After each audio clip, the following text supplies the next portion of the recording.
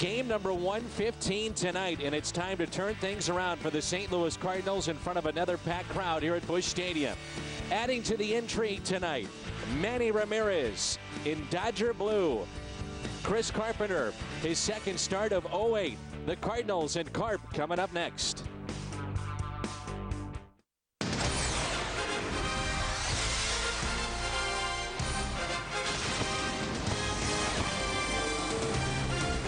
Blistering hot night here in downtown St. Louis. Another big crowd is expected tonight. It's the LA Dodgers making their lone visit to St. Louis to take on the Cardinals. They are 10 games above the 500 mark. Al has the night off. That's Rick Horton. I'm Dan McLaughlin. We're delighted to have you with us here at the broadcast booth at Busch Stadium. Game 1 tonight. Manny Ramirez in town, and the Cardinals, no doubt about it, Rick, they need a win desperately here at home. Well, one of the lifts is Chris Carpenter is going to get his second test here tonight. And Chris Carpenter, in his first outing, I'd have to give him a B+, Dan. I thought he was okay. His off-speed pitches were so-so. He had a couple of good cutters and a good curveball now and then, but he cast a few curveballs up and was, I would say, inconsistent with his breaking balls. But isn't it great to have him back in this rotation? His first start since opening day of last year here at Busch Stadium, his second start here in 08. The Cardinals have gotten a jolt offensively, no doubt, this year from Ryan Ludwig. He's the National League Player of the Week. Well, they needed it from Ludwig because Rick Ankiel has been dealing with issues all week long. So Ludwig has stepped in, and all he did was be Player of the Week in the National League. 4 home runs, .538 batting average, and Ryan Ludwig, he plays a good defense. You know, where would the Cardinals be without him? You know, we've been looking for that impact bat behind Albert. I'm not so sure we haven't had him all along. Chad Billingsley will get the start for the Dodgers tonight. Yes, Manny Ramirez is in the lineup this evening for LA. And when we come back on FSN Midwest, Game 1 between the Dodgers and the St. Louis Cardinals, we'll take a look at Man-Ram, Manny Ramirez in Dodger blue. What's it like? You're going to find out when we come back here on FSN Midwest.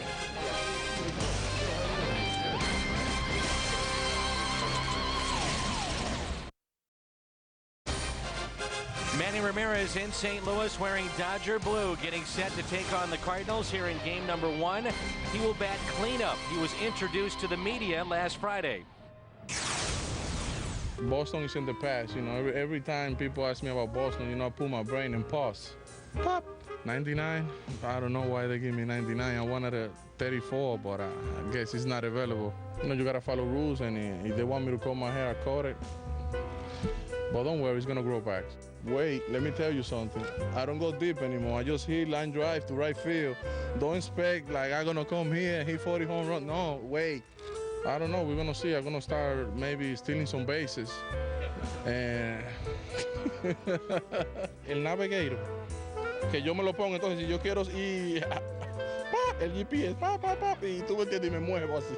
Yeah, I don't know anything about hockey, sir, so we don't got hockey in Dominican, but let me tell you a story, man. When I was like 8 years old, my grandmother, she always come to the States and stuff like that, and my first uniform that I wear was a Dodger, number 30.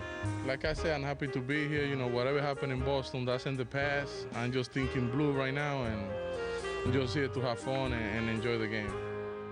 Manny being Manny, we know the guy can hit, though. He's 8 for 13 to start his Dodger career. That was over the weekend. And Ricky, I know you had a chance to get to know him pretty well as a minor leaguer in the Cleveland organization. Yeah, first of all, I'd really like to see what he would do if Joe Torre asked him to cut his hair. I'm not sure he would do that. But Manny has a delightful personality. And, you know, when you watch him play, you almost has to think of him as a little kid that's just playing a man's game. And, you know, Manny's made a lot of mistakes, Dan, no question, in his career. And, you know, angered some people by the way he goes about his business. Manny is a very likable guy, and I'm glad that, you know, we've had a friendship over the years. Cardinal fans won't like to see this, but back in 2004, the Fall Classic, he was wearing that Boston uniform, little shorter hair at that time, and he was the MVP of the World Series. Well, he's just a great hitter. You know, his defense is not very good. We all know that. He doesn't run the bases well when he decides to run them. But the point is, the man can flat out hit. He's got great power in both gaps and has really as much power as anybody in baseball. That's Manny Ramirez. He is due up fourth for the Dodgers tonight in their lineup for Joe Torre. Another former Cardinal back in town, Mr. Torre, at the reins of the Dodgers. A look around the major leagues when we come back.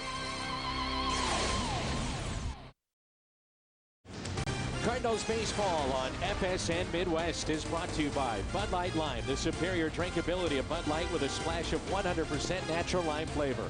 By Auto Tire, for the lowest prices in town with 26 locations to serve you. You ought to go to Auto Tire, the tire pros. By Steak and Shake, famous for steak burgers. And by Geico Direct, a 15-minute phone call could save you 15% or more on car insurance.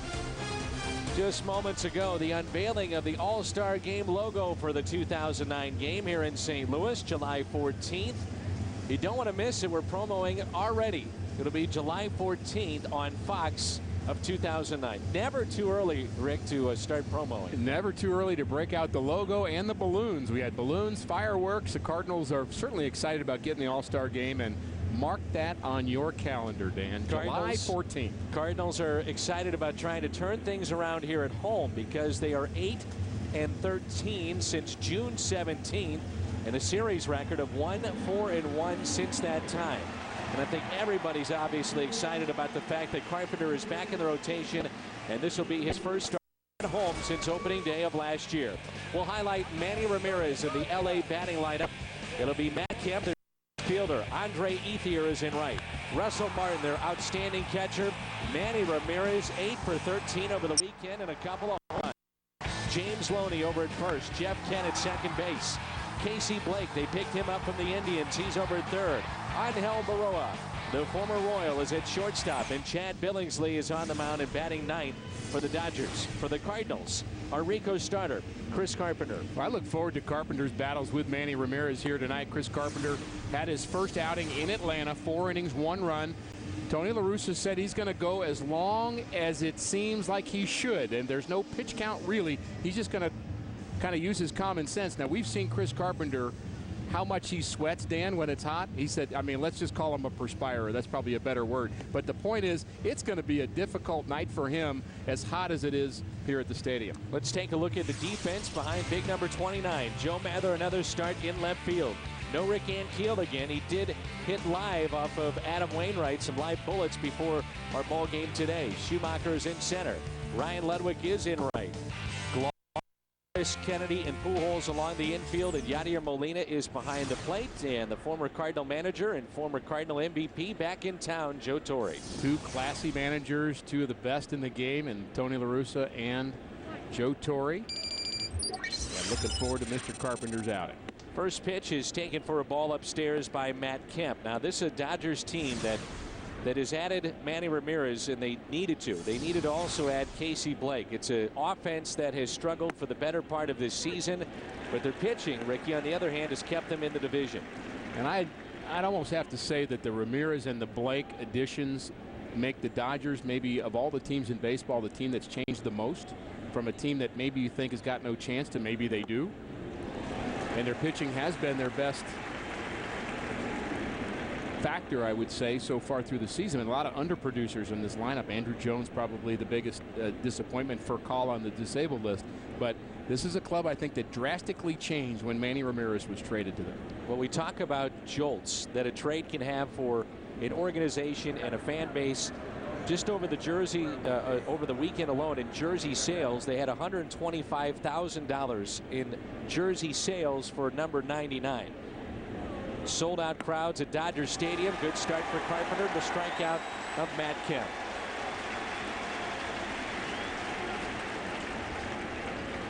Well, before tonight's game, the St. Louis Cardinals recognized Maria Davis and Michael Pearl. Michael was the runner-up, and Maria was the winner of the Missouri State High School Activities Association Sportsmanship Essay Contest, which FSN Midwest sponsors. So congratulations to them both, and they are here at the ball game tonight. Here is Andre Ethier, the right fielder, hitting .274, 11 home runs and 46 RBIs. On the black of the outside corner already, even though it's just a few pitches in, 6, it looks like Carpenter is a little bit more sharp than he was his last time out. And command's been his big word, even in his rehab assignments. He said his command is not where he wants it to be. You know, he's got a pretty high bar for that. But check the swing. Did not go. 1 ball, 1 strike. It's 90 degrees, our game time temperature, and lightning in the area. And hopefully the rain will stay away and we'll get this ball game in. But Ricky Horton is alongside. That means rain is on its way. Every game we have worked, we've had a delay. That's right. I'm going to take that personally, Dan. Well, it just means we get to spend more time together. Yeah. Look at the bright side. Isn't that great? 2 balls and 1 strike on Andre Ethier. Fights it off and lines it out to Troy Gloss for out number 2. I understand sarcasm. I want you to know that. Good. Dry sense of humor. No wrongdoing meant at all. Love having you here, Ricky. Russell Martin, our catcher for the Dodgers, a .295 hitter.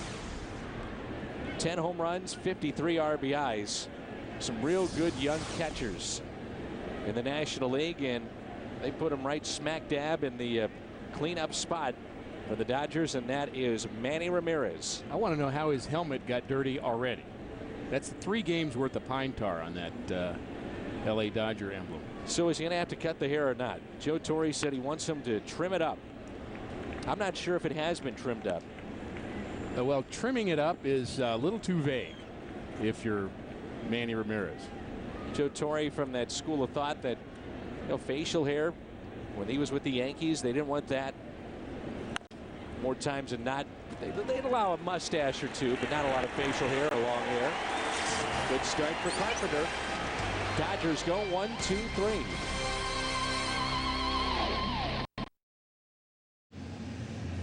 No score, and there's a look at manager Tony La Russa. The Cardinals enjoyed an off day, their first since the All-Star break yesterday. Here's a look at his lineup. Last 3 games for Ryan Ludwig, the All-Star, 7 for 11, 4 home runs. Schumacher, Kennedy, and Pujols. Then Ludwig, Lawson, Molina, Mather, Carpenter, the pitcher, 8th, and then Cesar Izturis, the shortstop. Against Chad Billingsley, the Rico starter for the Dodgers, with a record of 11-9. He's become the Dodgers ace. He's only 24 years of age, 11-9, but he's a guy that's got a lot of tenacity. He likes to work on the outside part of the plate to right-handers, which is basically in to left-handers. He does not like to work the third base side of home plate. Let's take a look at the defense around the horn, brought to you by Auto Tire. Ramirez, Kemp, and Ethier in the outfield. Blake and Baroa on the left side of the infield. Kent and Loney on the right side. Russell Martin is behind the plate. 59th career start for Chad Billingsley. Leadoff man for the Cardinals is Skip Schumacher, and Schumacher is hitting .351 against right-handed pitching this year. 302 on the season. He was 1 for 8 the previous series at Dodger Stadium against these Dodgers. And the 0-1 pitch to him is hit to short. Baroa, the former Rookie of the Year in the American League, makes the play. 2 pitches and 1 out for Billingsley.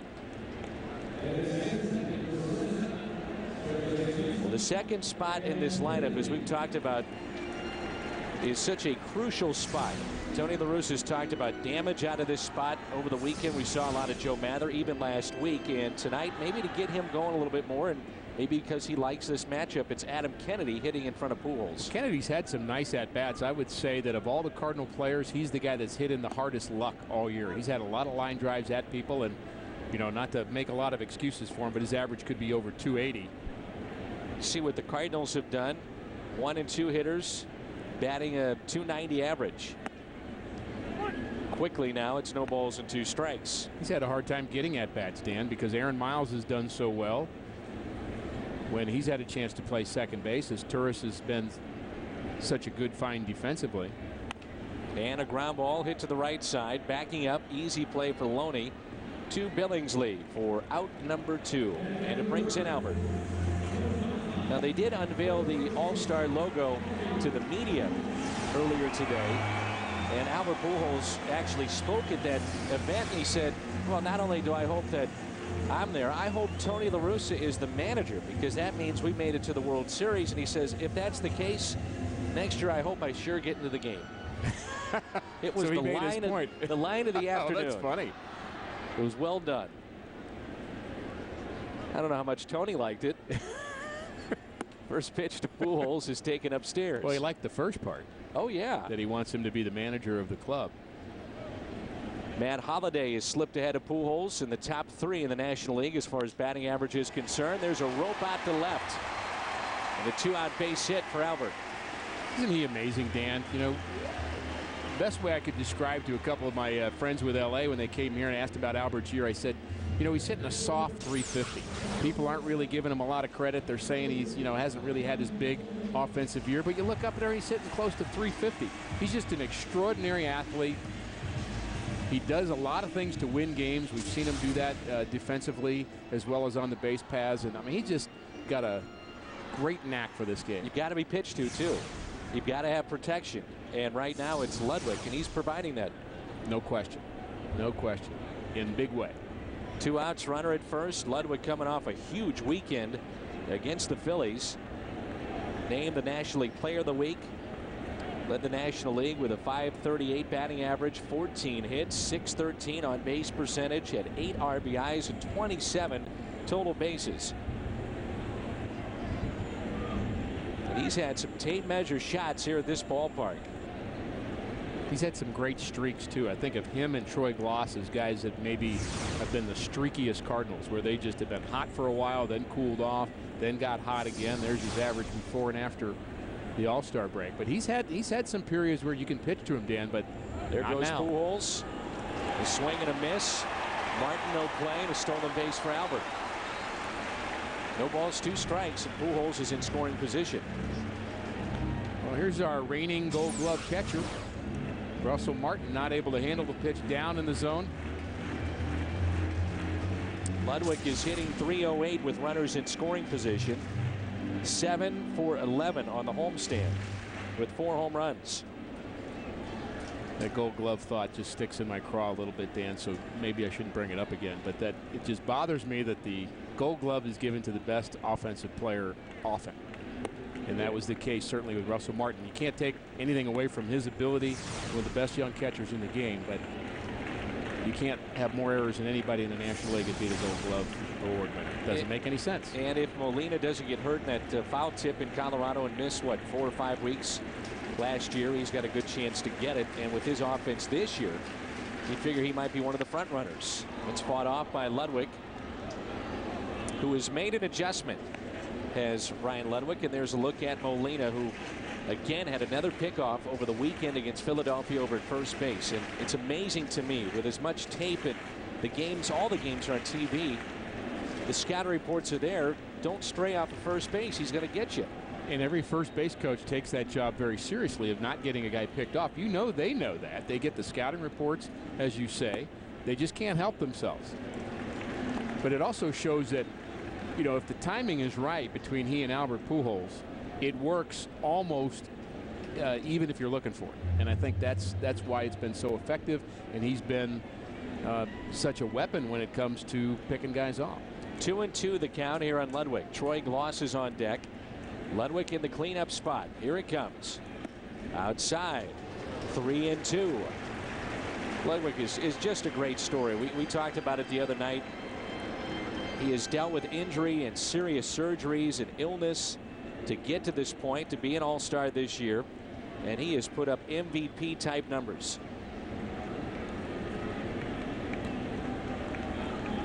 First base open. Does he get a pitch to hit on 3-2? He does, and hits it out of play. I think one of the reasons we all love the Ryan Ludwig story is because here's a guy that, at least as we see him and when we talk to him and in his interviews, he just kind of can't believe all this is happening to him. And you know, he's not jaded, he's not bitter about the injuries, he's just kind of, wow, can you believe this is going on in my life? And I think the average fan really identifies with guys like that who haven't become kind of blasé about their stories and their accomplishments. 3-2 pitch. Swing and a miss. He struck him out. First strikeout of the night for Chad Billingsley. Coming up, Manny Ramirez leads it off when we return to Busch Stadium. Group of 32 you see pictured there. That's the Galilee Circus from North Israel. Jewish and Arab children that have made their way to see their first ever professional baseball game. And they get to see Manny Ramirez. The first pitch is a strike, and Ramirez greeted with some boos here at Busch Stadium. He wears number 99. He had no idea of the significance of number 99 in Los Angeles. Guy named Gretzky wore that number. He was pretty good, too. There's the curveball. Down and away. 1 ball, 1 strike. If you're wondering, Ramirez does have a history with Carpenter, those two in the American League East. And he is 6 for 22 against Carp. A couple of home runs in that. That was earlier in both of their careers. Chris Carpenter certainly become a much better pitcher than when he was with Toronto. 1-1 pitch. Ramirez Long way to go for Ludwig. On the move. He's going to get there and makes the catch. 4 up and 4 down to start the night for Carpenter. I'm sure some of our fans that have not followed the Dodgers are saying, okay, wait a minute. Andruw Jones signed with Los Angeles. Where is he in this lineup? Well, folks, Jones, the former Brave, has only 32 hits this year. 32 hits. He's batting .161 with 2 home runs and 13 RBIs. That's it this entire year for Andruw Jones. And you're not really talking about a guy that's had an injury-plagued year. He's just not swinging the bat well, and they've tried all kinds of things to get him straight. The Dodger coaches I chatted with before the game, they all said we just need to get him on track, and everything we've tried thus far hasn't worked. When we saw him at Dodger Stadium, you know, to me, he was pulling off everything. We started to see that last year too. There's a ball into right field caught by Ludwig, and James Loney is retired. But Joe Torre has moved him around in the lineup, tried to get him protection, tried to move him up to see if he'd get more pitches to hit. Nothing has worked with Andruw Jones, and basically now you're talking about a guy making almost $20 million as a defensive replacement. That's it. Of course, he was always a great defensive player in his years with Atlanta, but you know, $20 million, we can find somebody else to play defense and do some other things as well. But you know, you really feel for a guy that has just lost it so completely. That rarely happens in this game. Usually there's kind of a slow deterioration, but in his case, he's just totally lost the feel for hitting. Here's Jeff Kent, and Andruw Jones, as you mentioned, you know, basically should be going into the prime of his career. He's what, 30, 31 years of age. Yeah, he started young. It seems like he's been around a long time, Dan, and he has, because he really in the big leagues as a teenager. And he made it with the Braves on their World Championship team in the mid-90s. Well, it's hard to believe. There's an old buddy, Mark Sweeney, who historically now is in the top 10 of all-time pinch hitters in baseball history. Think about that. When you think about Mark Sweeney, and played here in St. Louis a long time ago. I'm sure there's a guy on that list that's in that Dodger dugout, Manny Mota, who is very good at the art of pinch hitting. First on the list, Lenny Harris, the 2-1 pitch. Kent into right center field. That's going to get down for a base hit.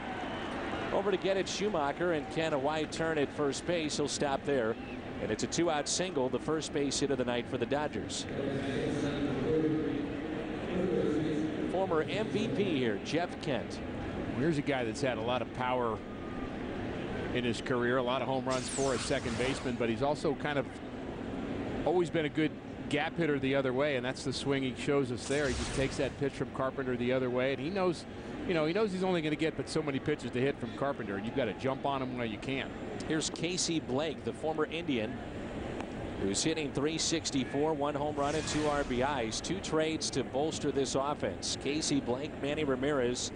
While in Cleveland, he was hitting .289 with 11 home runs and 58 driven in. The 1-0 pitch. In the air to right field. Ludwig with 3 putouts in this second inning. Ross, Molina, Mather coming up here at Busch Stadium in St. Louis.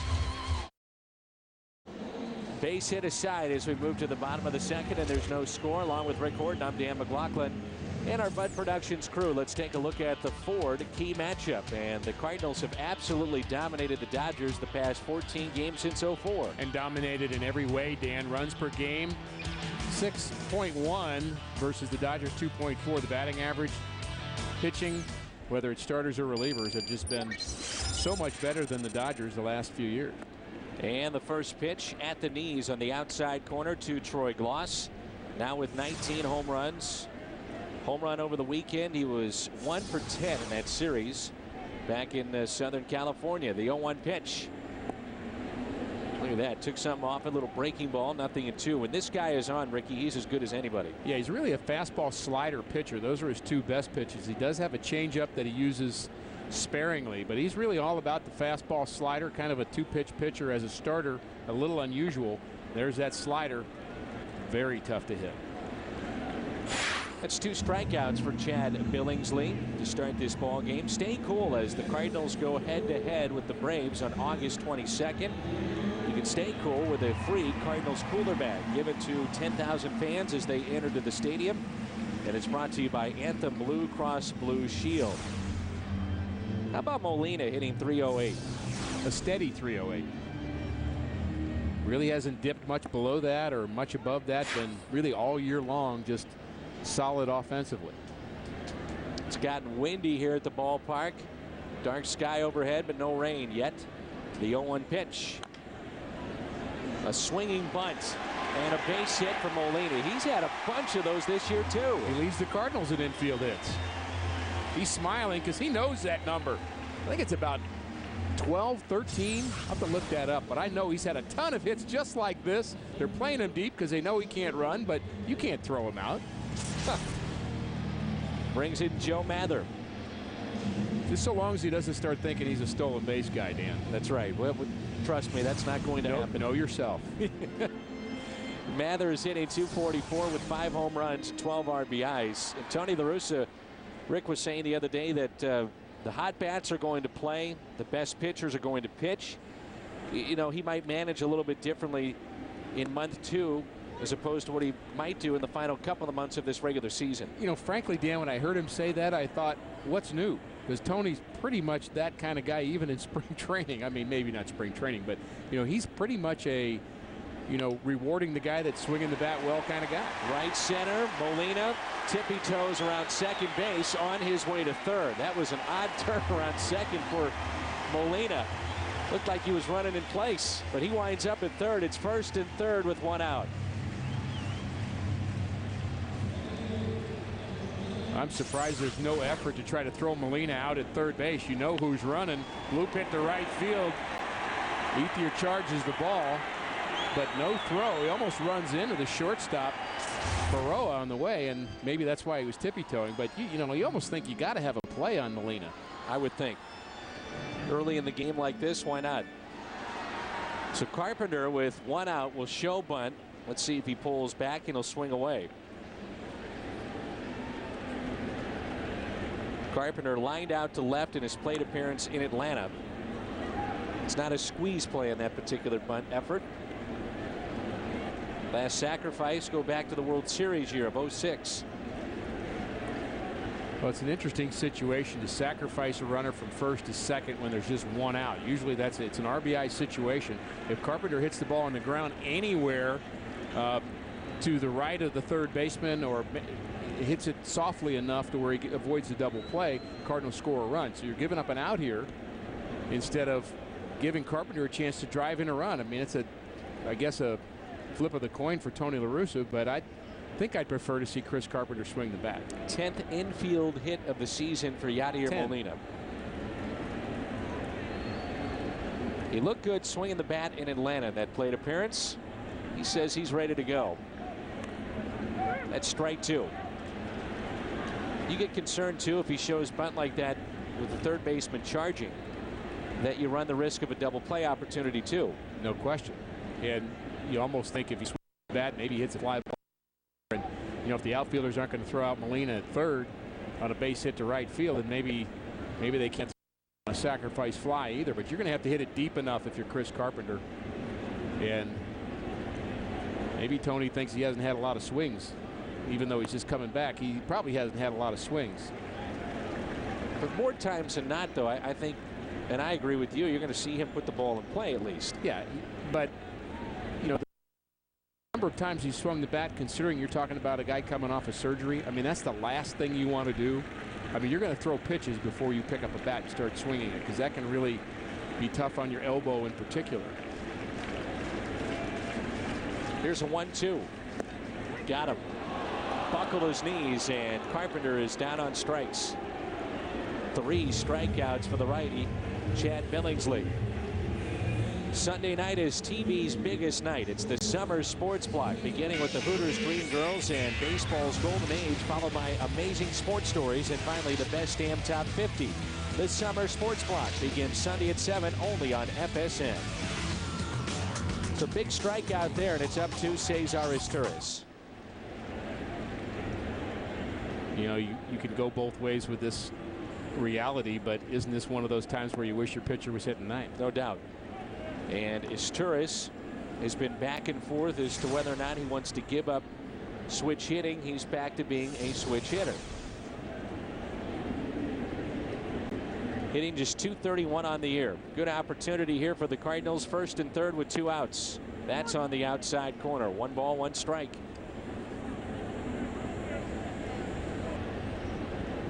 Isturis had some really tough at-bats hitting right-handed against right-handers, so I think he gave up on that experiment pretty quickly when he remembered why hitting left-handed is such an advantage. Can slap it the other way. The third baseman is in. That pitch is outside. 2-1. Cardinals, Ricky, as we talked about, have to play better at home if they're going to stay in this wild card race. After sweeping San Diego, they're then swept by Milwaukee in a really tough series, and then over the weekend a real tough series too, and dropping 2 of 3 against the Phils. 1-run games. Isturis, a fly ball into left center field. Matt Kemp is there, and he makes the catch, and the Cardinals strand 2. Baroa, Billingsley, Kemp coming up, no score. 3 hits for the Cardinals, but they waste an opportunity with first and third and only 1 out and don't score. This date in baseball history brought to you by Schnucks. Look at that photo. August 5th, 1954 at Busch Stadium. Tommy Lasorda makes his major league debut, and you, Rick Horton, had a chance to play for Tommy. Oh, yeah, you kind of tell that's Tommy Lasorda. He looks a little bit different, the 1954 version of him, but certainly he was full of life, I'm sure, in 1954, as he is in 2008. He's just a very unique individual. Dan. What was it like playing for him? Oh, I loved playing for him. Now, he was kind of a emotional manager. He loved to give speeches before the game that would last 20 to 25 minutes. Baroa grounds out to third for the first out. And he would throw a monologue in the middle of it and just try to kind of one for the Gipper kind of conversation. And that's just his style. Very emotional, but also very relational. I mean, he's certainly a salesman in a lot of ways and a great marketing genius for the game of baseball. But as a manager, I would say he was very, very good to his players. And think about the lack of movement that over the years the Dodgers until recently have had at that spot. The manager has been, you know, for the last 40 years, it's been 2 different people. Walter Alston did it for a long time and did it in 1-year contracts year after year. Wanted to know, did I do a good job, then have me back. Tony La Russa's kind of adopted that mentality here in St. Louis. But you know, the Dodger tradition, very similar to the Cardinal tradition. They're used to winning. They have a lot of pennants flying over their stadium. And a lot of players that come back to the ballpark that really still want to be connected to the club. Up the middle, backhanded by Kennedy to first and not in time. So the pitcher, Billingsley, with a base hit with 1 out.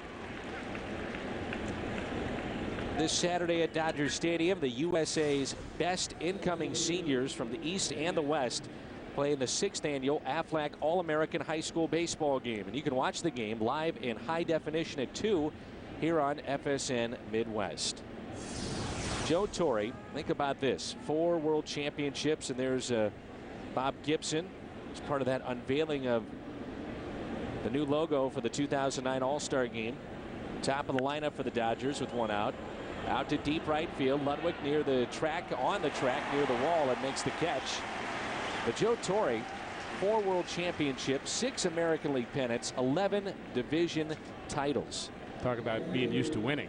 That defines Joe Torre as a manager in his years with the Yankees, and you think about what he had to put up with. So he may be the perfect guy to manage Manny Ramirez, considering all the things that he had to deal with in New York.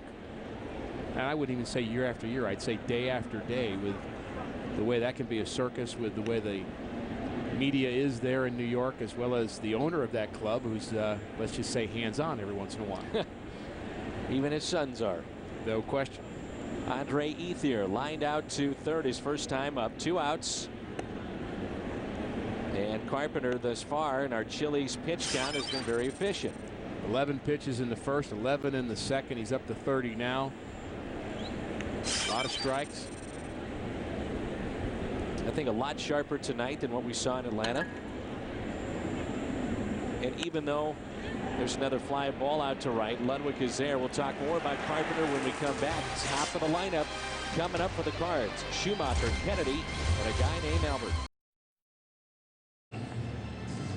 Welcome back to Busch Stadium in St. Louis, and tonight's ball game is presented in FSN HD, high definition. Dark skies overhead, but no rain thus far. And the Cardinals and Dodgers here in Game 1 are scoreless. Pitcher's duel with Carpenter and Billingsley. It's really what we expected to see here tonight. Billingsley, the ace of the Dodgers, has been sharp, but Chris Carpenter, you mentioned it, Dan, has been a little sharper than his last outing in Atlanta, although Chris Carpenter always has another level. Baseball tonight on FSN is brought to you by your St. Louis area Kia retailers, Kia the Power to Surprise, and by Taco Bell's new Batista Freeze, available in 2 delicious flavors, topped with real fresh strawberries. Refresh your day. First pitch to Skip Schumacher is a strike. And in many ways, it's been a bust-out year for Schumacher and Ludwig and some of the others on this team. Grounded out to short his first time up. That's fouled back. The Cubs have won today. They beat Houston 11-7. Alfonso Soriano with a 3-run homer to break a tie ball game in the 7th. The Cubs are now 42-16 at Wrigley Field. 42-16. We'll see them at Wrigley on Friday afternoon. So they lead the Cardinals by 6. The start of the Cardinals game tonight. The Brewers 5.5 games out. The 1-2 pitch. And a strikeout of Schumacher, and that's 4 on the night for Chad Billingsley. He got on top of this slider just a little bit more. Looks a little bit more like a curveball. It actually backs up, catches the outside corner. Skip Schumacher expecting that ball to ride in on him a bit more. Strikeout number 4 for this 24-year-old right-hander. It's a first-round pick back in 2003 by the Dodgers.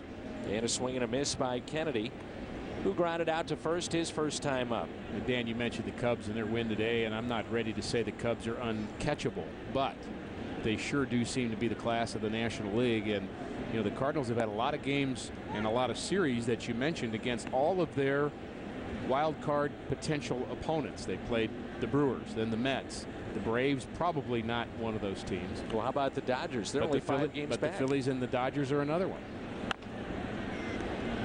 Billingsley, nice play, steps and throws, and that's out number 2. What were your thoughts on Prince Fielder and Manny Parr last night in that ball inside the dugout of the Brewers? Well, I think that it's kind of a sign of a crack really with the Brewers. If you're a team that's used to winning, Dan, you can get over something like that and you can put that in a good place. But if you're a team like the Brewers that aren't used to that, it could be very damaging to them. Well, to be a Cardinals baseball player, only a select few are chosen, but everyone can be part of the fun. Sundays at Busch Stadium during the 2 hours prior to every home game. Enjoy fun and games in the Ford Plaza. It's compliments of the Science Center. 2 outs and nobody on, and here's Pujols. Hit down the right field line and out of play. You know, it's kind of I guess chic to say in baseball that fight's always a good thing. It's just kind of a natural thing that players gravitate towards and say, oh, that's just part of being on a team. Well, not always. I mean, there are times where that ends up dividing a clubhouse, particularly on a team that's unsure of themselves, and that's who I think Milwaukee is. I think they are unsure of who they are and how good they can really be, and I think last year showed a lot of the same. In many ways, you know, Fielder is the Albert Pujols of the Milwaukee Brewers, you know, of what Pujols represents here in St. Louis. And I just don't think you'd see a main guy going after a player when the cameras are rolling like that. Well, maybe behind closed doors, right? But not like that, not in the open. Well, we think maybe he had a vegetable rage or something. I don't know why. Too much vegetables. If you have 50 home runs, you know what? If I ate vegetables, I'd stay on the same diet. But if I ate vegetables all day long, I might push somebody too. Because you'd be that upset. That's right. Here's a 3-1. Little chopper towards third, handled by Casey Blake. And across the diamond to Loney. And Albert is 1 for 2. We head to the 4th. Martin, Manning, Loney coming up. No score here in the top of the 4th. The first pitch was a ball to Russell Martin, who grounded out to short his first time up. And that's ball 2. But for the pitch count, we'll keep an eye on it for Carpenter. Here we are in the 4th, and he's only thrown 33 pitches. was telling me that he didn't even realize he was on a pitch count in the last start against the Atlanta Braves. He said, basically, I knew they were just going to watch me, but later he found out there was a pitch count of roughly 80 to 85 pitches. He was under that. And that's how the Cardinals are approaching this start tonight. We'll see how he looks, and then if he's, starting to labor, we'll pull him. And I'm frankly surprised that any club ever answers that question directly and tells you how many pitches it is. Dave Duncan probably has a number in his head, or a number of innings in his head, maybe more likely.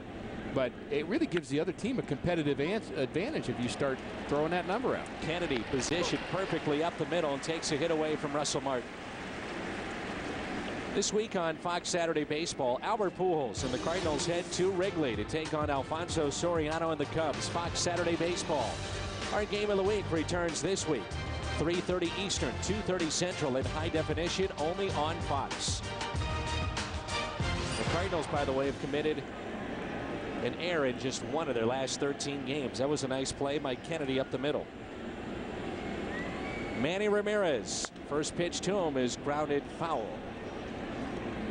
Okay, so you had Ramirez as a coach in the Cleveland organization. Right. He's a young guy coming up. 19. What was he like back then? Fun-loving, really kind of shy guy more than anything else. He was a very good teammate. Clearly the best player in that league, which included Chipper Jones and some other future big leaguers. Chipper Jones and he were the best two players in that league.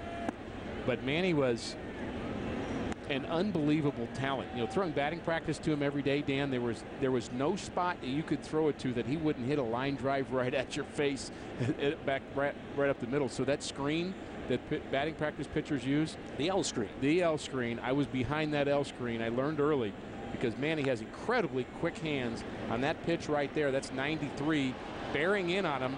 But, he has no fear about getting his hands out in front. At 19, did he speak English?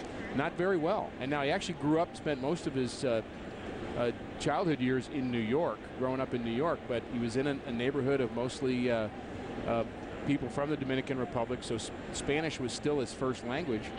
We'd go play some games on the road, and there would be a busload of kids from New York that would come just to watch Manny play because he'd become this idol to them even at age 19. 8 years in the Cleveland organization as far as the major league club, close to 8 with Boston, and now with Los Angeles. Essentially, the Red Sox paid him to go away. 2-2 is hit into left center field. Boy, he can hit, can he? Hustling out of the box and a wide turnaround first.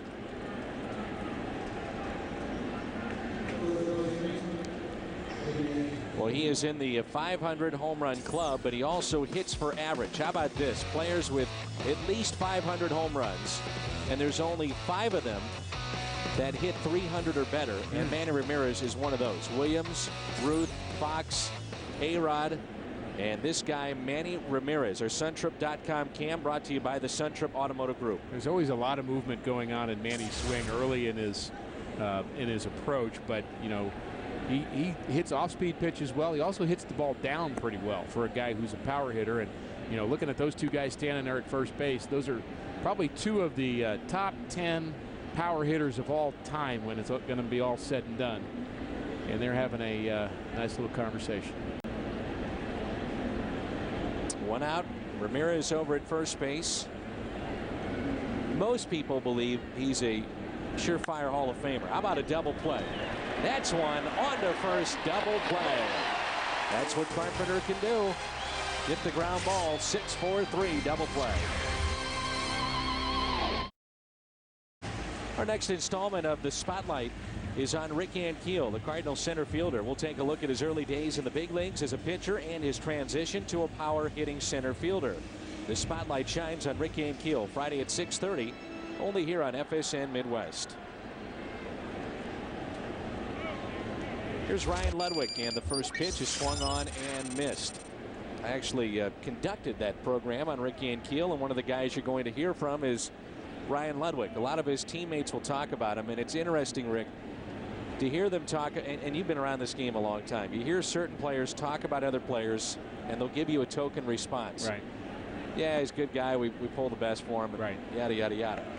When these guys talk about Ricky Ankiel, they are genuinely pulling for him because they've seen what he went through in the minor leagues. And some of these guys saw him go through the meltdown and everything he's been through, the surgeries and whatnot, to get to this point now in the big leagues, which is just an amazing story. And Dan, if they didn't see it, they've heard about it, and they understand the reality of what he went through as a guy competing at this level. And I think fans feel the same way about Ricky Ankiel. He has a unique attraction to Cardinal Nation, really baseball players everywhere.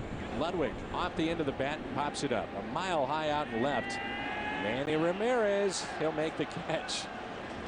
I asked you before the game, I said, come on, is he really that bad of a left fielder? He can't be as bad as people are saying. And my answer? There was a slight pause, and you said, well, yeah, he is that bad. I think he just answered it for you, as he really had, he tried to stay behind the ball. The problem was he was about 20 feet behind the ball, and he had to kind of come in at the last minute. He's never had, his hands were always pretty good, but Manny never had a good arm, never had a very accurate arm, and like a golfer there testing the wind direction. That highlight was brought to you by the Suntrup.com cam.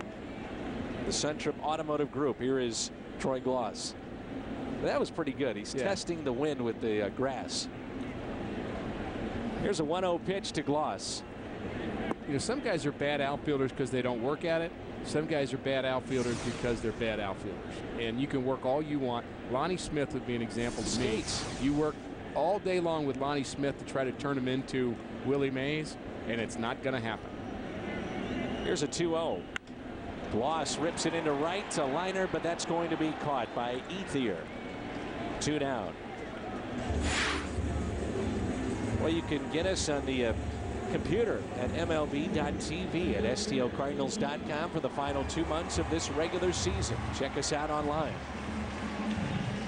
Hard hit, and Gloss lines into out number 2. Dan, I gave Yadier Molina just a tad too much credit. I thought he had about 12 infield hits. He only has 10, and he is second on the Cardinals in that category. Aaron Miles with 14 infield hits. Pujols and Brendan Ryan each have 9. That's still a bit of an upset. Infield hit his first time up, the 0-1. Check swing and a strike. I know you know Yadi on a personal level too. He's such a likable guy. His teammates love him. They all pull for him. He cares, which I'm not so sure you could say about everybody in the game of baseball. Well, Yadi's going to develop. He's already a leader in a lot of respects.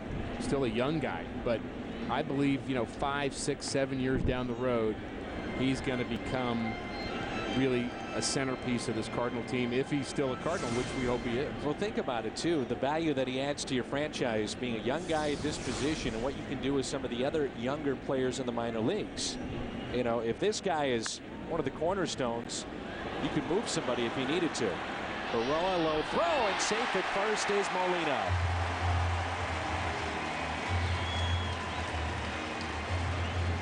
We first saw Angel Baroa play with a lot of flash. You thought this guy was going to be a star, and it just never panned out over in the American League.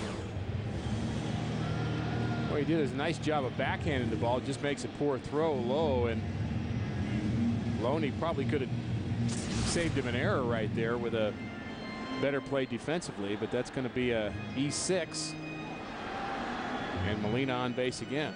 And you're right, Baroa, I think people thought maybe he's an all-star, perennial all-star in the making, and it just hasn't worked out. Here's Joe Mather with 2 outs and a runner at first. Interesting article about Mather relying on Aaron Miles, a guy that he towers over, to try to get advice and talk about life in the big leagues. Those two forged a relationship. I saw it on the Caravan.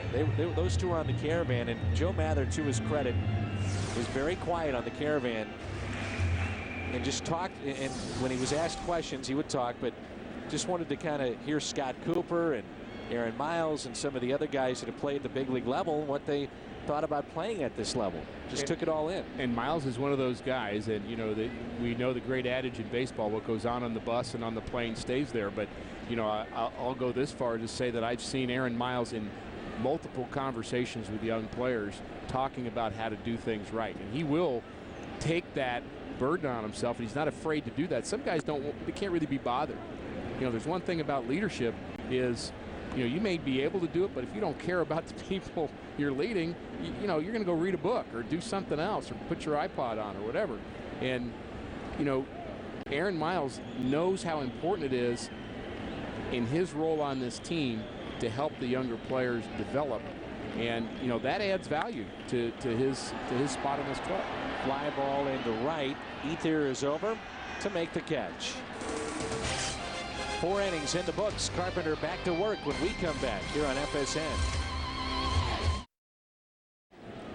3 hits aside as we move to the top of the 5th. Let's take a look at our Fruit of the Loom feel for the game. Chris Carpenter shows a feel for the game, brought to you by Fruit of the Loom. There's the classic Chris Carpenter form. Power pitcher.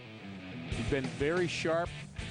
Command has been good today, and this is the kind of outing that Cardinal fans have been expecting upon his return to this rotation. And, you know, this means a lot for this day, this series, but, you know, if he can keep going, Dan, at this rate in terms of his comeback and his improvement, you know, this means a lot for the Cardinals' potential in October as well, because you get Wainwright back, you get Carpenter working on all cylinders, and Kyle Loesch, and Cardinals can be dangerous in a short series situation. Here's a chopper hit to Troy Gloss.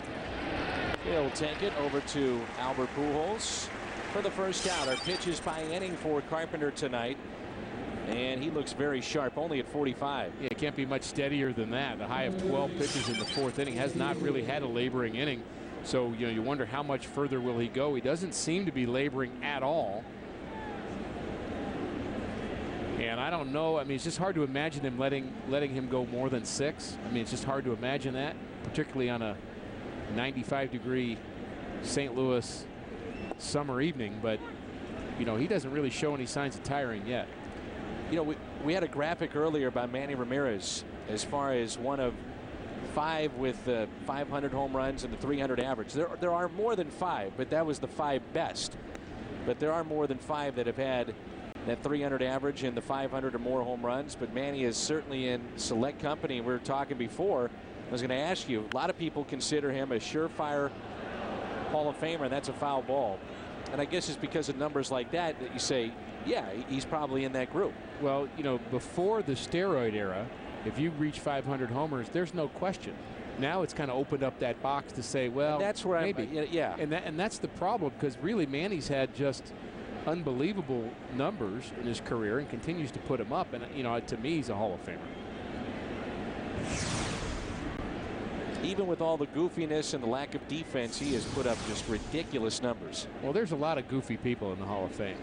I mean, if you're going to Well measure put. goofiness. Well put. A strikeout and number 2 on the night for Carpenter. This is like watching the old Chris Carpenter. Yeah, this is a sharp breaking ball right here from Chris Carpenter as he works off the first base side of the rubber, and he hits that side of the plate, the outside corner, to freeze Casey Blake. You know, you really can't do much with that pitch. That is going right to the corner away from the right-handed hitter, and Chris Carpenter is just painting right now. He's an artist. Pitches now, you know, watching him as opposed to what we saw in the previous start. A lot of pitchers are down now, not a lot of pitches up in the zone. Not making a lot of mistakes. You know, one of my favorite things about him, too, is he will never make an excuse. He cares about results.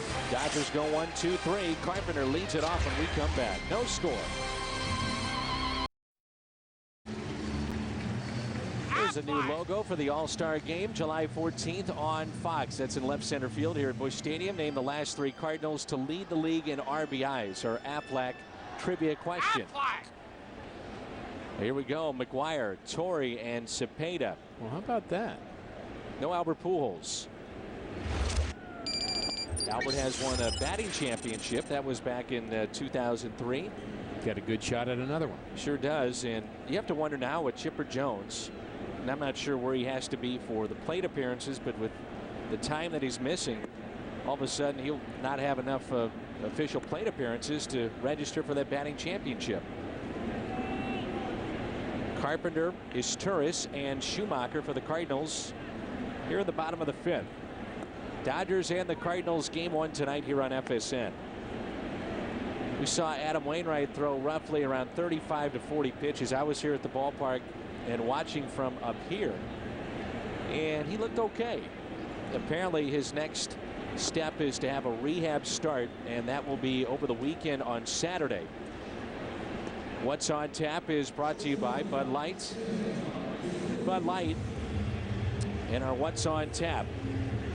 And tomorrow night it'll be Joel Pinheiro, 3-5 against Derek Lowe, the sinker baller, who's 8-9 with an ERA under 4. What's on Tap brought to you by Bud Light, the Dodgers and the Cardinals in game 2. Ninth place hitter is Turris, looks at a strike on the outside corner. I then went down to the clubhouse, and Wainwright was visiting with the assembled media, and Nick Stavinoa hit against Wainwright. So did Ricky Ankiel, and Ricky Ankiel hit a long, and I mean a long, home run off of Wainwright. But he said that he was stronger as he went. He felt that his last slider was the best. This is around 3:30 today. They actually cut it short because they want to get him going for Saturday.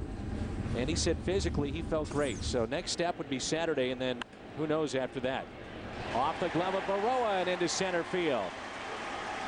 Well, it's tough to really reproduce a game situation. You do the best you can by sending a hitter up there and you do the counts. But for Wainwright, I don't think he's really going to know until he gets a live hitter in there, gets on a rehab assignment. And, you know, it doesn't take long. It hasn't taken that long for Chris Carpenter to get the feel back of what it means to compete.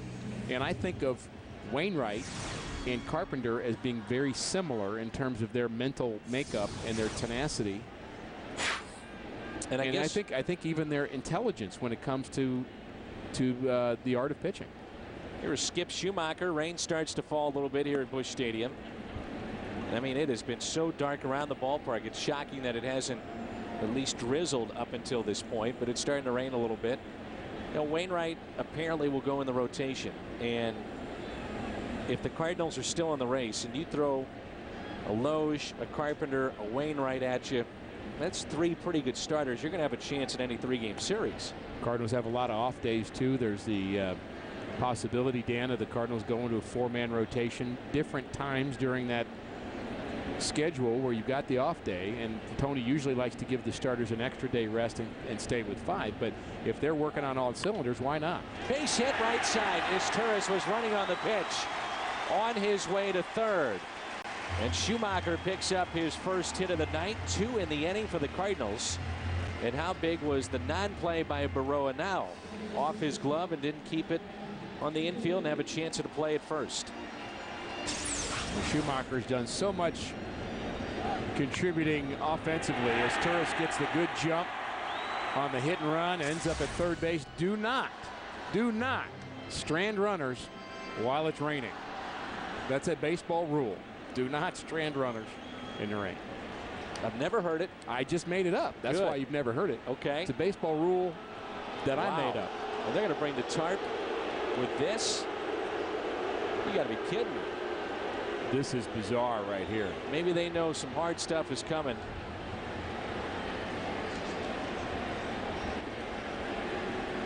They will stop this game. And also the possibility of lightning in the area that could stop the game as well. It has picked up a little bit, so they're going to put the tarp on the field. I mean, it was barely raining when they brought the grounds crew out. They had to have seen some lightning and maybe had a tip that some heavy stuff was moving in. The folks start to head for protection from the rain. It's our Helitech rain delay here at Busch Stadium. Back with more in just a moment.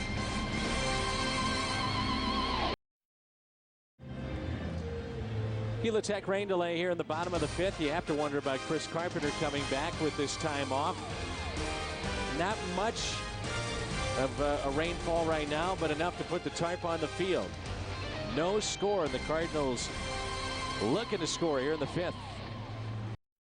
Helitech rain delay. We hope to wrap it up here in a few moments as the umpires are talking it over. The tarp is off the field. Chad Billingsley has been warming up. And the situation right now is that the Cardinals have runners at first and third, only 1 out, and Adam Kennedy at the plate. Ricky Horton alongside. I'm Dan McLaughlin. I think the interesting thing right now is that during this little time away is that no one has been getting loose for the Cardinals, which then leads you to say that Chris Carpenter, even with this delay in his second game back, goes back out to pitch the 6th inning. And I'd be a little surprised by that, but that may exactly be what's going to happen here. Billingsley's certainly able to continue, and it's really interesting too, Dan, the way they do rain delays now. They get them ready in a hurry because they can throw underneath, so the possibility exists that the Cardinals have been warming up somebody underneath in the cage as well. And so we'll have to see when Billingsley gets through this inning. Again, the Cardinals would love to take advantage here. A couple of runners aboard. A base hit by Asturis, and then a hit-and-run hit for Schumacher gives him first and third with one out. You think if the Cardinals grab a lead here in the 5th inning that it's a foregone conclusion they lift Carpenter with the lead and a chance to win the game? You know, I think they're going to either take him out or leave him in based on how he feels, period. I'm not sure the lead matters much, although I think that there's a strong possibility he will not go out. Baseball Tonight is brought to you by Rico. Move your ideas forward with Rico Dependability. By a Missouri, Illinois Dodge dealers. And by Bank of America, the official bank of the St. Louis Cardinals. It was a heartbreaking loss on Sunday. The 41st one-run game for the Cardinals over the weekend.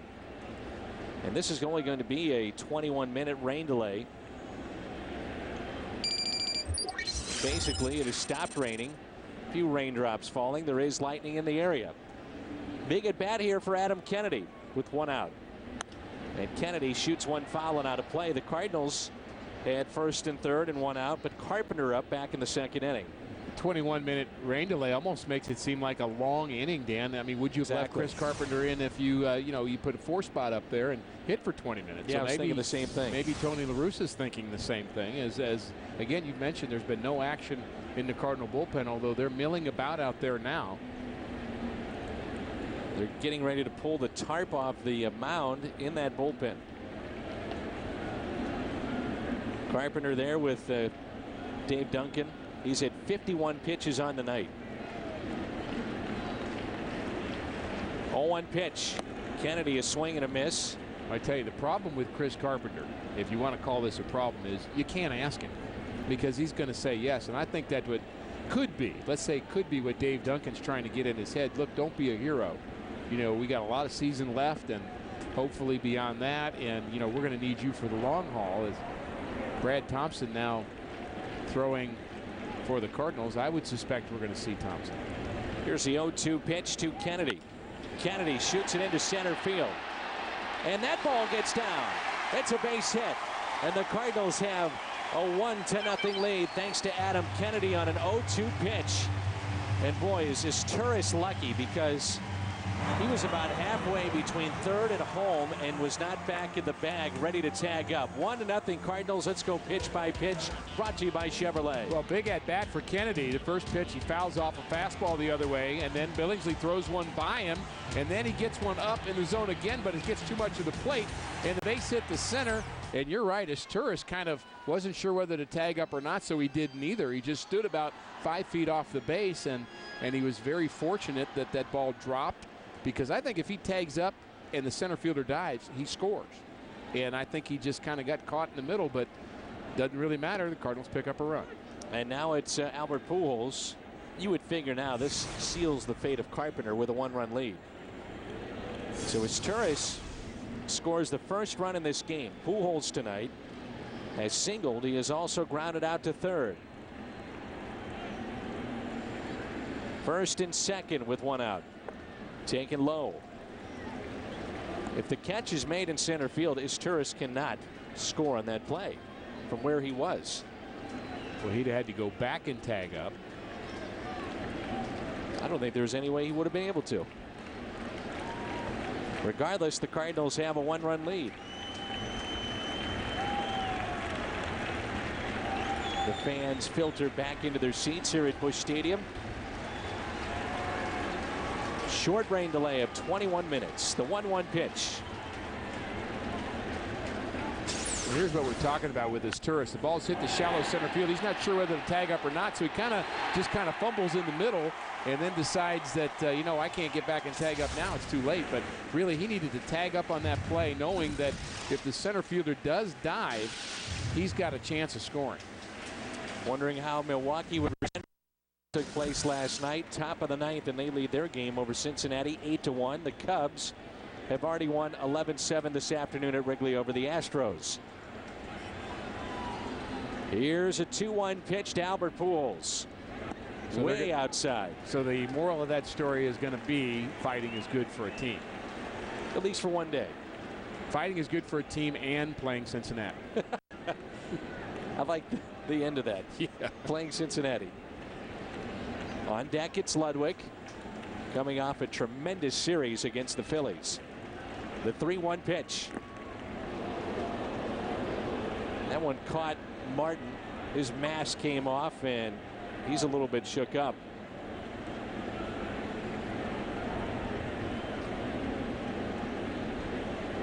Now the home plate umpire, Bill Welke, is going to give him some time. That's one of the great joys of being a catcher right there, Dan, is sometimes you get hit in just all kinds of places, is what I'll say.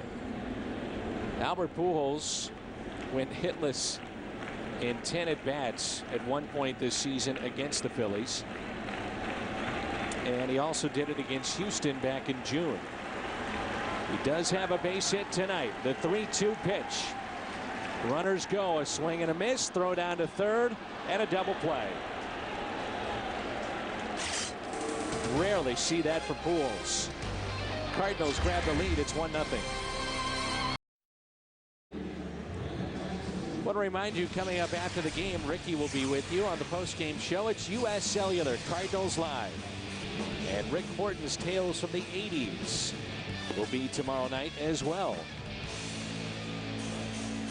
What's on the docket for tomorrow? You have any idea?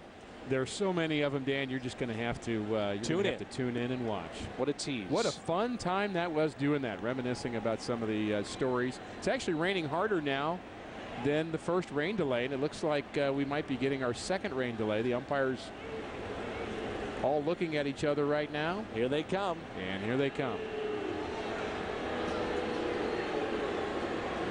So they wait till Thompson warms up, and now, after he finishes his final warm-up toss, they're going to bring the tarp onto the field.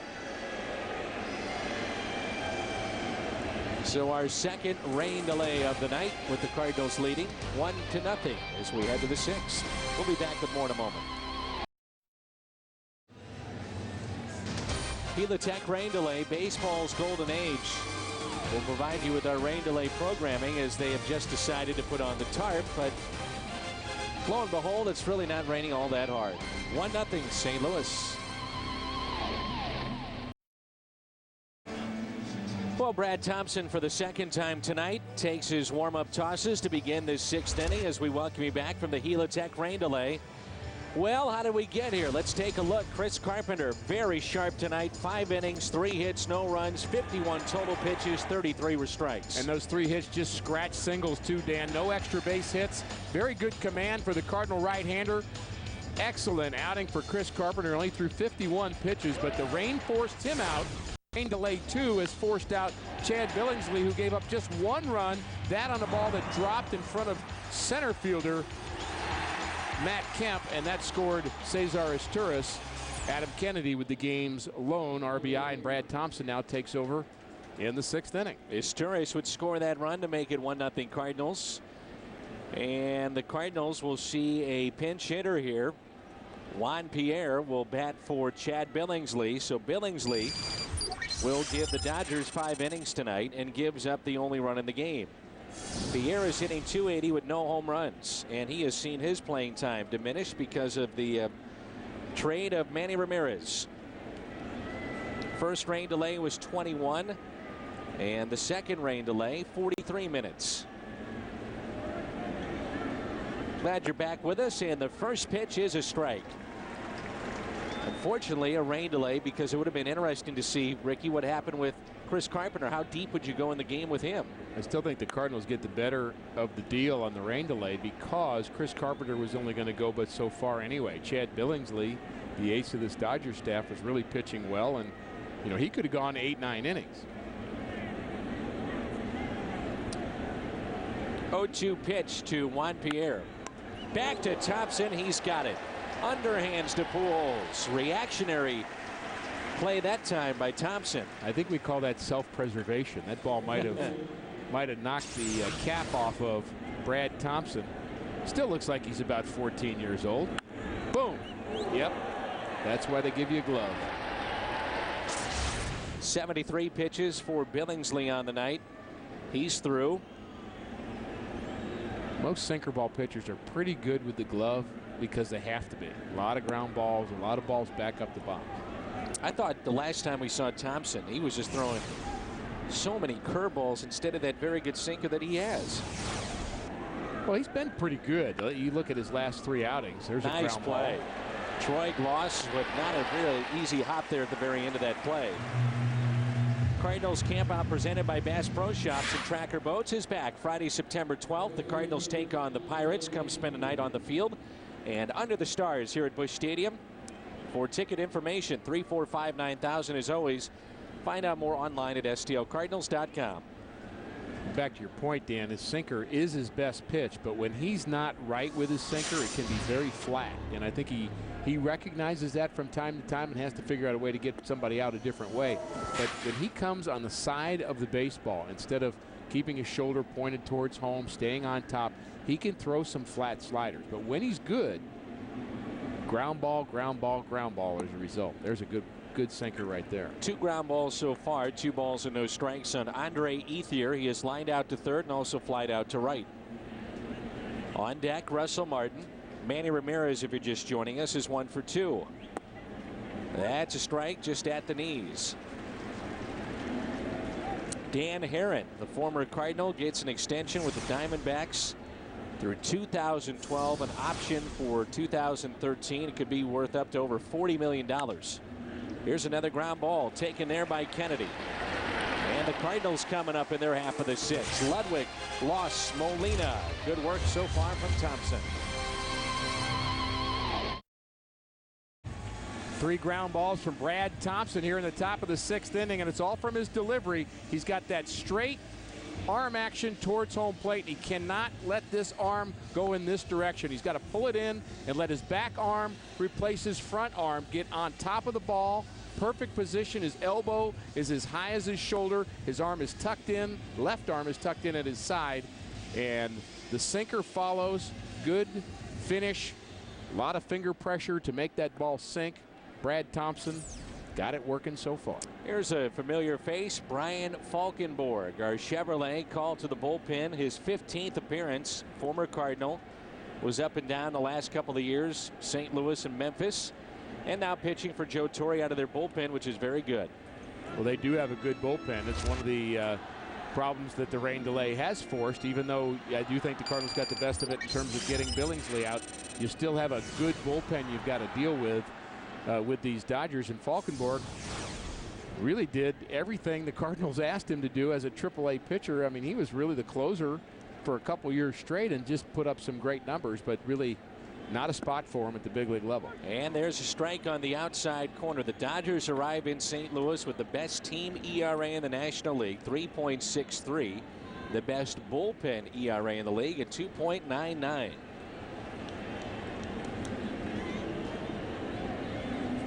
And a swing and a miss by Ludwig. No balls and 2 strikes. Falkenborg has tossed scoreless relief in 6 of his last 7 outings, going back to July 11th.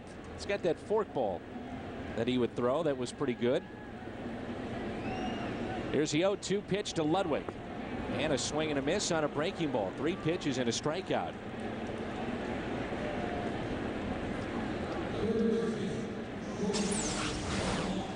There's that forkball. You see the fingers spread on the ball, almost on the equal sides of it. Just creates downward motion. Almost the ball. You're really taking the weight out of the ball. When you hold the ball between those 2 fingers, you're basically taking all the weight out of it because your finger pressure is not behind the baseball, and it makes the ball kind of squirt out, tumble over. And very deceptive pitch. You know, hitters don't like that forkball. They just don't. And how about how he starts the grip when he addresses the catcher, gets his sign, and this is Gloss, by the way, 1 ball and no strikes. A lot of times you'll see guys start with that grip and then adjust.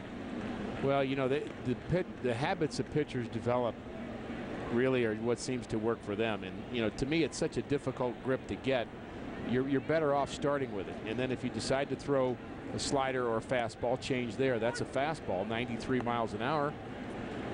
And you want guys thinking forkball, then that 93 looks about 98. 1-2 the count on Gloss. As many relievers do when they come in, even with nobody on, they pitch from the stretch. That's what he's doing here. That's ripped down the left field line, and it's a fair ball. Into the corner it goes. Troy Gloss will dig for 2 as Ramirez digs it out of the left field corner.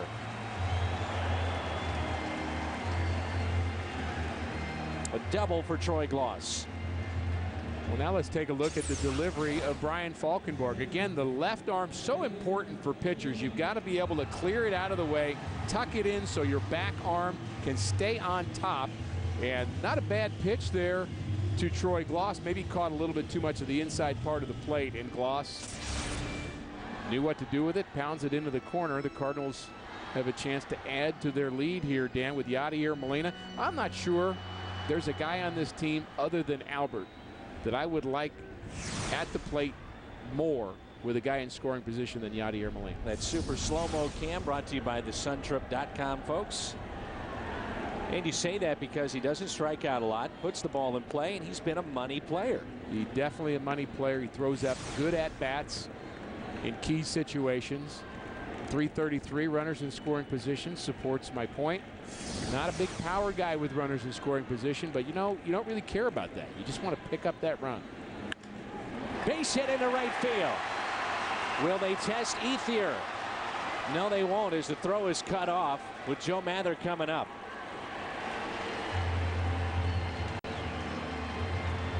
So base hit for Molina, hit a little bit too hard, and Gloss was held up at third base.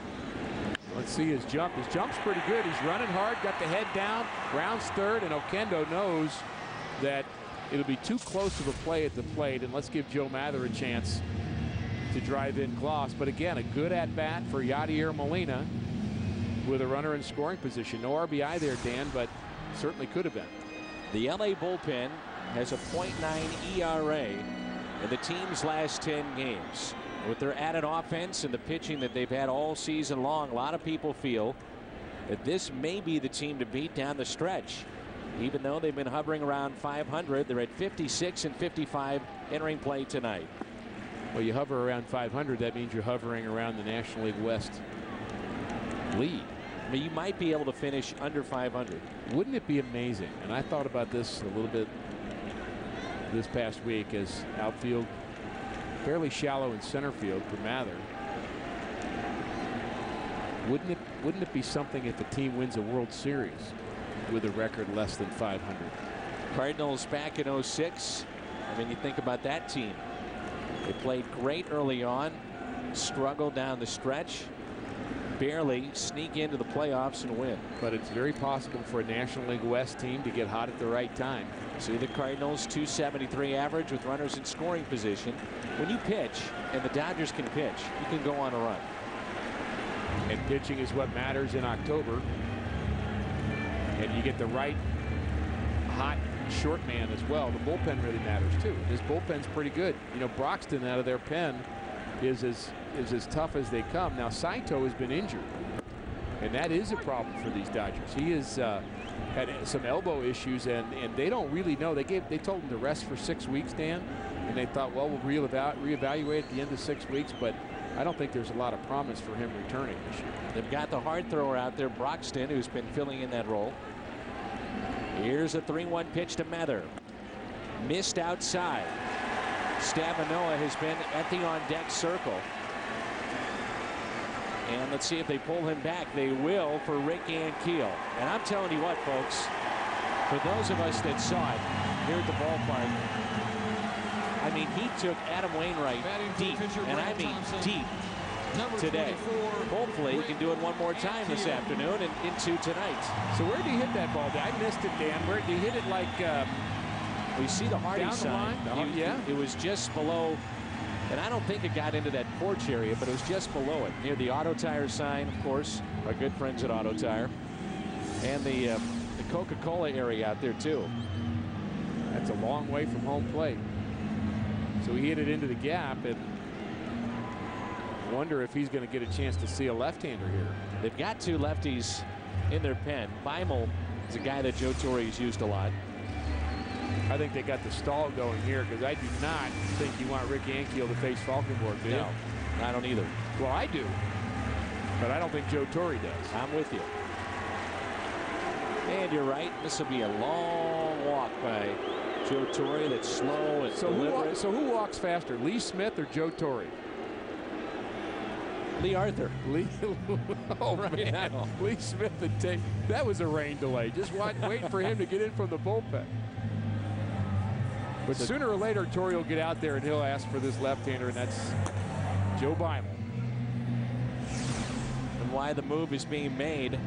15 home runs against those righties and a .303 average. You know, Rick Ankiel last year, spring training, early part of this year, hit lefties pretty well too. So Still has those 7 homers against lefties too. How about 8, Dan? How about 8? We're going to find out when we come back. Beimel coming in. Friday night, get a look around the major leagues. It's the Baseball Report, covering every team all season long with highlights, interviews, and analysis you won't get anywhere else. It's the Baseball Report, Friday at 6 right here on FSN Midwest. Rick Ankiel will face this lefty Joe Beimel. Just moments ago, he was visiting with Cardinals hitting coach Hal McRae. Well, 90% of a hitting coach's work is done before the game starts, but in this case, Hal McRae has a bit more to say to Rick Ankiel, perhaps about how he wants him to be patient, stay back, or perhaps it's something about the left-hander Joe Beimel that Hal McRae thinks Rick Ankiel can use to his advantage. Any way you look at it, that's the matchup. Bases loaded. Beimel, very good numbers, 1.76 ERA, but Ankiel hangs in pretty well against lefties. 6'3", 215-pounder from Pennsylvania. First pitch to Rick Ankiel. Fouled back.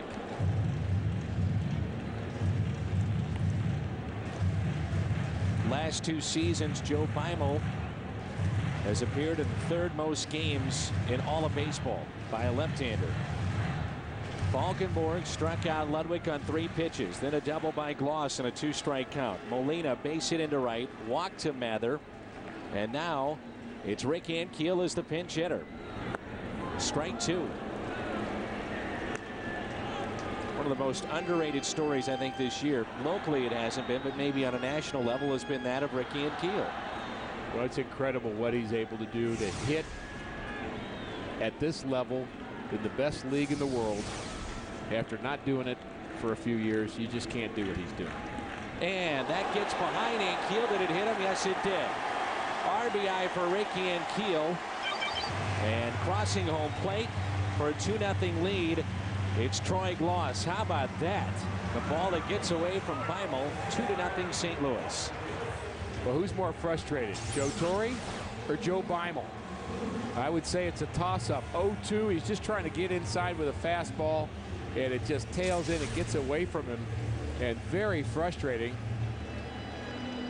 Rick Ankiel's evening is over. A painful one, but a productive one. Pinheiro will be the pinch runner for Rick Ankiel. The Cardinals were hoping that he would be able to start tonight. Obviously, for Ankiel, that's not the case. And here's Cesar Izturis. Base is still loaded. The former Dodger, Izturis at the plate. Won a Gold Glove in L.A.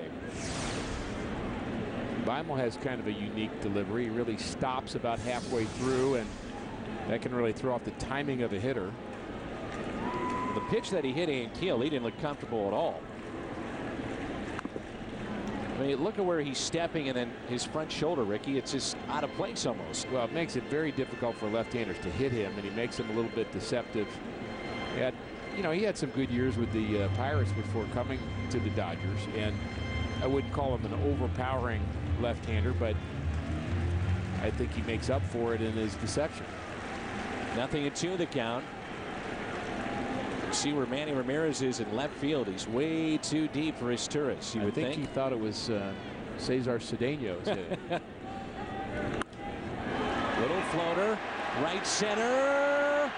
Shoestring catch by Matt Kemp, and that saves a run. Good play by Kemp.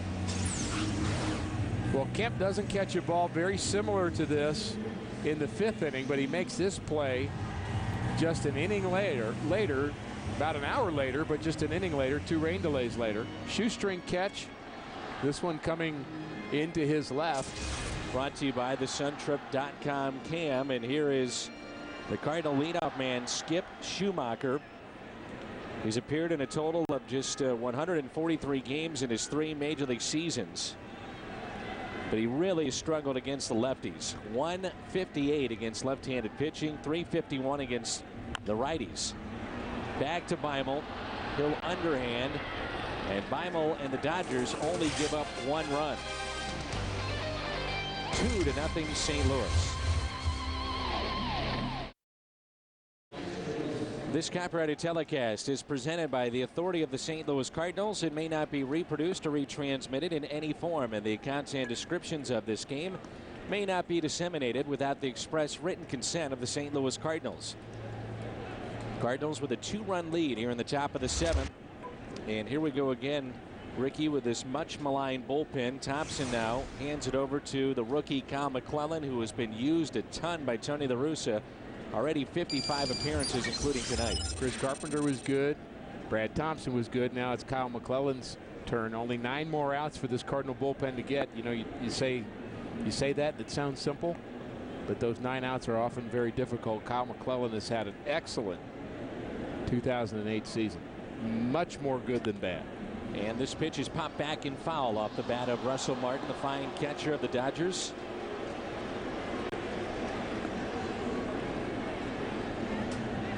Maybe a little rusty from the rain delay.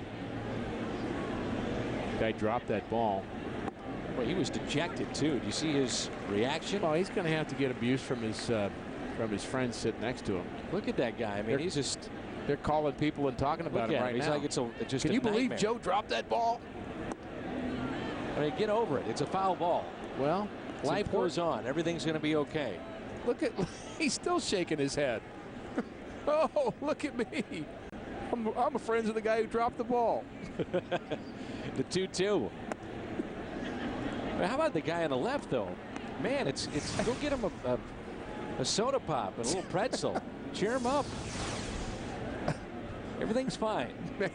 You're still here. You're not in school. Let me go tell him to lighten up. Get out there, Ricky. Lighten up. A strikeout of Russell Martin. Good way to start for Kyle McClellan. Down and in on this pitch to Martin. Down and in with very good movement. Now, that's a pretty good hitter right there that missed the pitch by about 4 or 5 inches. Very good movement. If I'm wrong, but Manny Ramirez has been in the American League his entire career. Correct.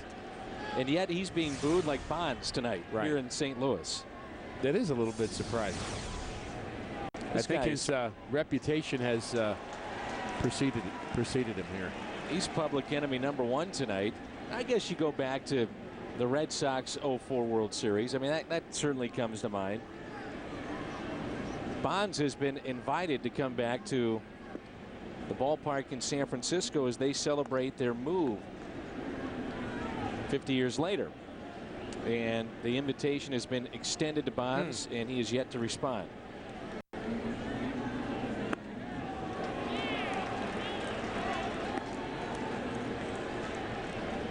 We always hear about Manny being Manny. Well, it even began in one of his first ever major league at-bats. Matter of fact, you could say it was his first major league at-bat. No, first hit. Well, he was just a kid at the time. And Manny began his career of bad base running, let's just say, early on. I think you'll like this one. The 2-2 pitch.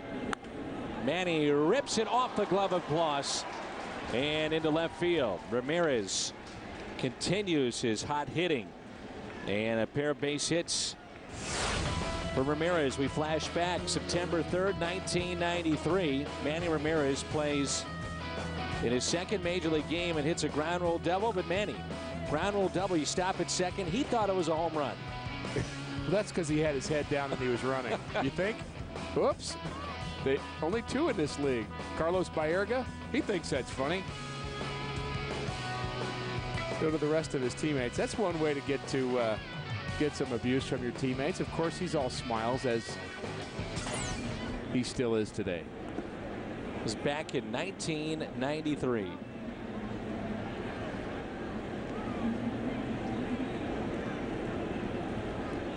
And the hitter now is James Loney. You know, that's another pretty good pitch he just hit over the head of Gloss. McClellan threw him a breaking ball down. Manny's just, you know, talk about him being a good fastball hitter, but he hits the breaking ball well too. And that pitch is in the dirt.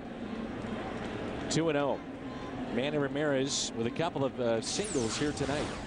Good plate coverage here. This ball down. Yachty's going to catch that ball just off the top of the plate, and that ball hit hard over the head of Gloss. And Manny's still talking to Albert. Well, there was some They got a lot of catching up to do, I guess. That Ramirez wants a deal close to $100 million, and he will be 37 by opening day next year. Now he's looking for a 4-year deal near $100 million. Good luck. He's now represented by Scott Boras. Uh-huh. How about a double play? 6, 4, 3 double play. Cardinals turn their second double play of the night. And it's time to stretch.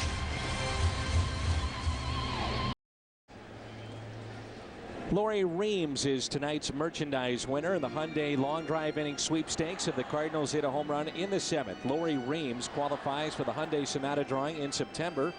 To register, visit a St. Louis area Hyundai dealer. Pujols on deck, and then Ludwig, so 2 guys that hit from the other side of the plate. So Baima will face Kennedy, and you would figure this would be his last batter that he faces. And Chan-Ho Park is loosening for the Dodgers. He almost surely will be on to face Albert. First pitch on the outside corner, and a strike. Cardinals desperately need a win here tonight. Milwaukee has won 8-1. The Cubs have beaten the Astros 11-7. But again, to reiterate the point, the fact is they have just not played very good baseballs of late here at home. And if you're going to get into postseason play, you've got to win at home and then have the record that they have on the road, which is 31-25. Kind of a mystery, too, that this Cardinal team does not play better at home. You know, it's been a tradition for a long, long time with Cardinal ball clubs and Tony La Russa clubs that they play well at home. And there's certainly a great advantage here with the fan base and the great crowds. And base hit for Kennedy. Just hard to understand why that's true.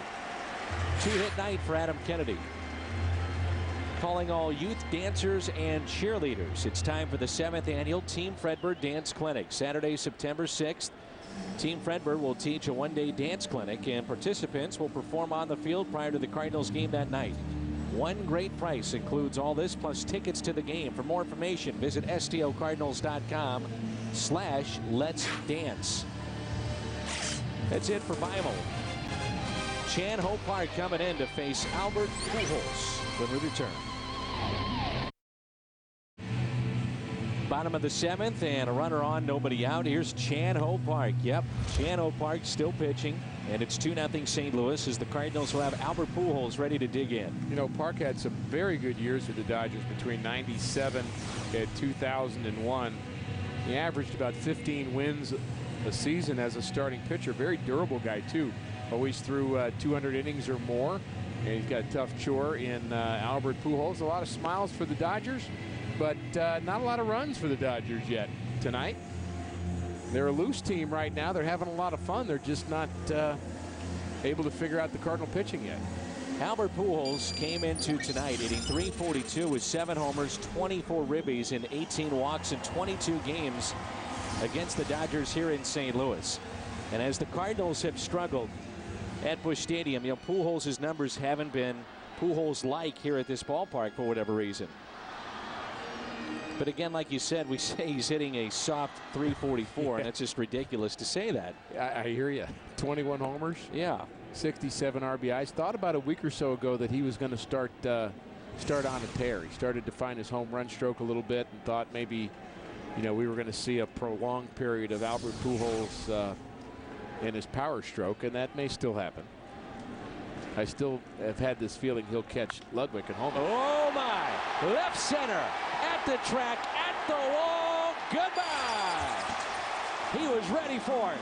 A 2-run shot by Pujols, number 22.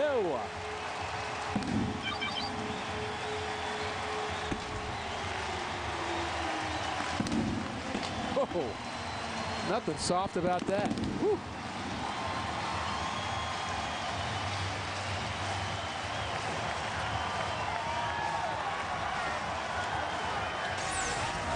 Albert gets a high fastball from Chan-Ho Park. And not a very nice greeting for the Dodger reliever. Perfect swing, great follow through, and he knew it right away. Hardy's prime cut of the game. And now it is Ludwig, 4-0 St. Louis. Pujols with home run number 22. His second hit on the night. RBIs for Pujols, numbers 68 and 69. Off the end of the bat, slowly hit towards first. Loney will take it himself and gets Ludwig by a step. Even saying that I think that Albert's going to catch Ryan Ludwig in home runs is no slam at Ryan Ludwig. I just think Albert has such a great upside in terms of developing that power stroke over a 2 or 3 week period and getting just a ton of home runs. And he may have a streak like that in him. Troy Gloss is struck out tonight. He is lined out to right, doubled and scored. What we saw when Pujols had the streak of the non-home runs, he came back and then all of a sudden it was bing, bing, bing, 3 games in a row and he had home runs. Gloss fights it off, but it's backhanded by Jeff Kent. And that's out number 2. Hey, we have a winner in the Hyundai Long Drive Inning Sweepstakes. Congratulations to Lori Reams. Cardinals have hit a home run thanks to Albert Pujols, and Lori qualifies for the Hyundai Sonata drawing in September. Well, Albert went on one of those home run tears right after he kind of got a little angry in a post-game interview and said, you know what, I'm not a home run hitter. Stop asking me about that. And I'm a line drive hitter with power. And that, you know what, not a bad description, but you know, when you hit as many home runs as he hits, you know, that's still one of the results. But that's the way he sees himself. That's the way he wants to talk hitting, which I respect. But the point still is, you know, his production over his career has been unlike very many people who've ever played this game. He's in the top 5 in that regard. Do you talk much hitting with him when you have conversations? I don't. I mean, I just figure, you know, one of the two of us isn't going to know much about that conversation. And guess who that is? And I told he's going to say, study up when you talk to Horton. Right. Well, he's going to say the only thing you know about hitting is you couldn't get it out. And I would love to have faced Albert Pujols. You know, that's the thing, when you're done playing, you think back at some of the guys who you say, what a rush it was to get to pitch to X or to hit against X. And, you know, Albert would be one of those guys that, you know, when your career's long over, you're going to remember those at-bats that you had against Albert Pujols. You would come in, though, and face, you know, a lefty, some of the top lefties in baseball. So who comes to mind when you think about that rush? That rush would be Barry Bonds, Keith Hernandez, Darryl Strawberry. Strawberry's living in the St. Louis area. There's a broken bat. Slowly hit to short. Easy play. Albert Pujols here in the bottom of the 7th. A long home run. Number 22. Oh, yeah. Into left center. 4-0 St. Louis. Cardinals baseball on FSN Midwest is brought to you by Budweiser, who thanks you for being a designated driver. And by Chevrolet. See for yourself, shop and compare at stlchevy.com. Couple of rain delays, but the folks that have stuck around are happy with this. 4-0 here in the top of the 8th. They've been treated to an Albert Pujols long ball. Pujols with number 22. They also were treated to 5 scoreless innings from Chris Carpenter. Maybe that's the story of the night as well, how sharp he was this evening. Well, he was very good. Albert Pujols' home run, 2-run homer in the 7th inning was not only big for Albert, but giving the Cardinals a 4-run lead, one step closer for Chris Carpenter picking up his first victory in quite a long time. But we were wondering whether or not McClellan would start this 8th inning. Here's our answer. As the first pitch is a strike to Jeff Kent. What a marvelous career Jeff Kent has had playing the second base position. MVP at one point, all the home runs, very consistent for the most part. Down here this season, you wonder if he's starting to run out of gas a little bit.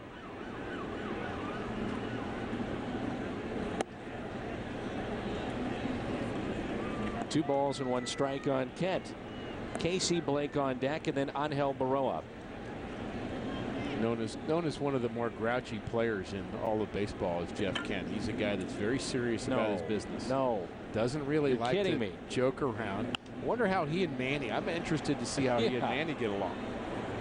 You know, he had his issues with Mr. Bonds, but he had his issues with pretty much everybody. And I can't criticize the guy. He's done a great job of putting up numbers over the years. His teammates in Houston said that he had told them his goal was to end his career without having any friends in baseball, and Jeff Bagwell told him he was doing a pretty good job. That's what he told him. Oh, man. 3-2, the count on Jeff Kent.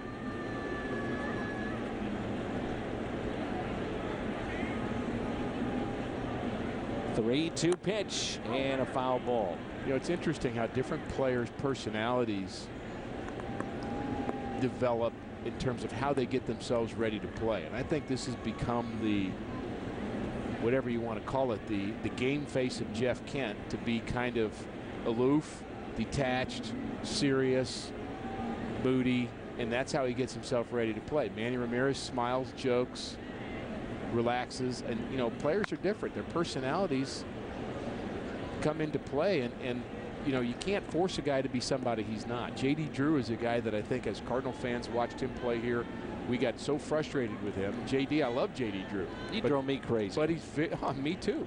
I mean, as much as I like the guy, he drove me crazy watching him play because he's just so relaxed. Well, you know, maybe that's just who he is. 3-2, the count on Kent. Cal McClellan emerged from nowhere to make this team this season. And Tony La Russa has put him into vital roles from opening day on. Fouled back. And how about for McClellan? And I'm sure you went through this as well, but here he is in key spots in games and now facing players that he grew up watching. You know, like Jeff Kent here. Yeah, I mean, we tend to think of him as more than a rookie because we've seen so much of him during this year. But when you play a team you haven't seen before, for Kyle McClellan, he goes back to being a rookie again. Into right field. Ludwig is there. And that's the first out. So good start by McClellan here in this 8th inning. That's now 4 that he's faced. Biggest surprise on this Cardinal team this year, Kyle McClellan? Either he or Ludwig.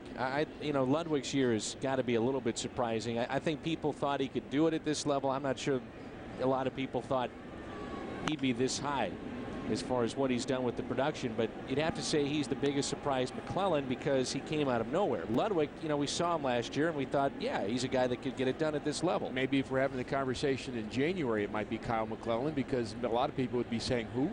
Sure. Now, once he made the team, that's a different story. You wonder what he could do, but going into spring training, I mean, how many people were saying, hey, we've got our middle reliever here sewn up, and his name is Kyle McClellan? Now, here's the next question for you. Next year, this time next year, are we seeing him in the rotation or is he in the bullpen? I'd like to see him in the rotation. I think he's got enough pitches that being a starting pitcher would work for him. It's what he did as a minor leaguer, and he's gotten his feet wet here at the big league level, pitching in tough situations. He's learned a lot about pitching, I think, by being in these situations, what works at this level, what doesn't. He's gotten, you know, 3 years of experience this year, really, in the situations he's been in. I say let him start and see how that works. A lot of that, though, is dictated, too, if Loge comes back, do you have a looper? You know, do you want to keep Wellemeyer where he's at? And that's a 1-out walk. Well, McClellan's the cheapest choice. That, unfortunately, is always a factor. There's Wellemeyer on the left and Loge on the right. Loge will pitch in this series. He'll pitch Thursday afternoon against Clayton Kershaw. 40,273 here tonight. Here's Angel Baroa. And still a nice crowd here handling 2 rain delays that we've had tonight, one of 21 minutes, one of 43, and the crowd is, for the most part, stayed on to watch this very well-pitched game. At what point, if you're Joe Torre, do you use Andruw Jones as a hitter? Because you can't really use him right now as a pinch hitter. Strikes out too much, doesn't put the ball in play. Essentially now he is left to being just a defensive replacement. You know, it's really a tough situation for a guy that, you know, is not used to being a bench player anyway. So, you know, some guys just don't adapt well to playing off the bench no matter what. I mean, you can take an everyday player and say, okay, now we're going to have you hit once every 4 days in a pinch hit role. Some guys just can't do that. Other guys do. They adapt. They extend their careers. But Jones clearly isn't one of those guys. How about another double play? Quickly the turn. Yes, the third double play. Turn by the Cardinals tonight. 6-4-3. That was a few months back. Kyle McClellan, that's his job. To drive that scooter to the bullpen full of ice and water. The Cardinals have out-hit the Dodgers 10-4, and this is our game summary brought to you by Jack in the Box. Earlier tonight, they unveiled the All-Star Game logo for 2009, July 14th. It'll be seen on Fox. Chris Carpenter, first start here at Busch Stadium since opening day, and he did not disappoint, folks. 51 pitches, 33 of those were strikes. He went 5 innings. No runs allowed and only 3 hits. 2 of the best sluggers, Manny Ramirez and Albert Pujols. How about Albert? Goodbye. Number 22, RBI 68 and 69 for Pujols. Man Ram with a couple of base hits. Let's hope. And a new pitcher in for the LA Dodgers. Ramon Troncoso. That's how I'm going to say his name. The right-hander has not won a game in the big leagues yet, not saved a game. ERA just over 5. And he is the 4th Dodger pitcher of the afternoon. The Cardinals pick up a couple of extra runs. I'm sorry, the 5th Dodger pitcher. A couple of extra runs off Chan-Ho Park in the 7th to extend the lead to 4-0. And you know what, Dan? We say it all the time. You never have enough runs. Here is Joe Mather. You're right about that, especially if you've been watching the Cardinals the last few weeks. And if you've been watching baseball the last few centuries, that's the way it is. 4-0 Cardinals. 0-1 pitch to Mather. Tapped foul, 0-2. Going back to Andruw Jones just for a moment. Joe Torre was asked about sending Jones to the minor leagues, and he said that had not been discussed because he feels the best chance for him to return to form is working with Don Mattingly, who's now the hitting coach. 0-2 pitch. I played against Mattingly when he was 18 years old in the Yankee farm system. We were both in the South Atlantic League, and I don't know to this day if I've ever seen a hitter as good as he was in that league at that time. What made him so good? Oh my goodness, just a beautiful swing, total plate coverage. You know, he kind of had this, you know, he had power.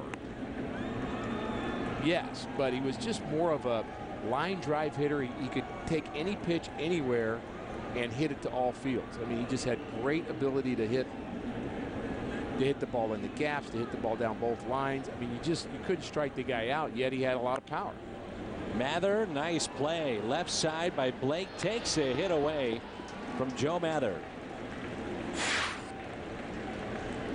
Want to win the ticket game? We'll go to StubHub.com. It's fast and easy. StubHub, the official fan-to-fan ticket marketplace of the St. Louis Cardinals. And you'd have to think, as Nick Stavanoa, who was on the at the on-deck circle a couple innings ago, will pinch hit now. Don Mattingly had to be very disappointed that he was not offered the manager's spot in New York, and it went to Joe Girardi after all his years as a player and a coach under Joe Torre. You know, to Mattingly's credit, unless I missed it, he didn't have a lot to say about that. You could tell that he wasn't. I mean, of course, who's going to be happy about that? But, you know, he didn't come out and whine about it a lot publicly, at least again that I saw. And, you know, to his credit, I mean, Mattingly is, you know, I mean, wouldn't want to call him Mr. Yankee, but he was close to that for a long period of time. Here's a ground ball. Another chance for Casey Blake. Throws on the run. 2 away. Mr. Yankee's kind of a tough title. There's a lot of guys that fit that one. How about the old timers game they had a couple of afternoons ago at Yankee Stadium, and all the different players from the generations that were rolled out? It was awesome. One of my highlights of my life was being with the White Sox when they were having a old timers game at Yankee Stadium, and sitting in the dugout talking to Whitey Ford, Mickey Mantle, Joe DiMaggio, I mean Yogi Berra, one after another of guys that were the greatest ever, and sitting there with Bobby Richardson and talking about his life as a Yankee. And I mean, I just couldn't believe how lucky I was to be in that dugout during that day. It was very, very fun. Here's an 0-1 pitch to Cesar Izturis.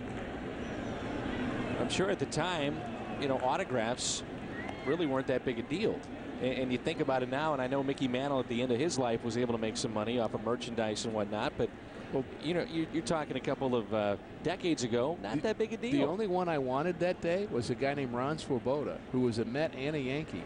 And Did you get that? And he was my fit. Well, the only reason I got the Swoboda autograph was Al Raboski got it for me at his golf tournament last year. And I had a chance to meet Ron and tell him that day I met all these Hall of Famers, but I could not bring myself to talk to Ron Swoboda because he was my favorite player when I was a kid. That's great. Mickey Mantle or Ron Swoboda, right. Doesn't seem right. Race to the bag. Nice play. And the Cardinals go in order. Sends us to the ninth. 4-0 St. Louis. Coming up after the game on U.S. Cellular, Cardinals Live. Pat Paris and a guy by the name of Rick Horton are going to be on the show tonight. They will break down what made Chris Carpenter just so good tonight. And also, it's been a year since Tony La Russa starting batting his pitcher 8th. We're going to take a look at some of the numbers involved with that, as well as exactly just how long we've been sitting in rain delays here in the summer of 2008. That and more. U.S. Cellular, Cardinals Live. All right, Brent, thanks. Vallone's save last Wednesday was his first since May 18th of 2005. And here is Andruw Jones. And Vallone in for a 4-run lead for St. Louis. Check that as Jones unloads. Wow, 4-1 over the bullpen. His 3rd home run of the season. Well, we've been saying he's been struggling, but not on that swing. One swing and bam. Well, what he just did is he turned it into a save situation for Jason Isringhausen. Yes, he did. And we may see him now, as Vallone didn't take long to allow the Dodgers to get on the scoreboard. And boy, we've seen that swing before. There was no pulling off of that pitch for Andruw Jones. He was right on that. Boy, for so many years, Ricky, he was just a great player. Home runs, average, RBIs, the defense you know about. Matt Kemp.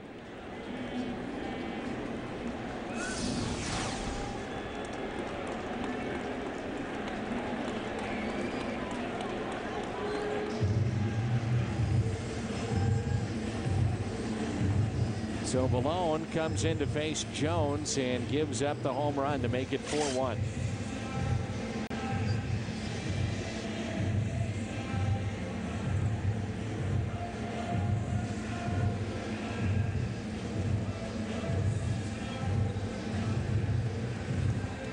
That's going to be it for Vallone, and Isringhausen will come in. It's now a 3-run lead for St. Louis.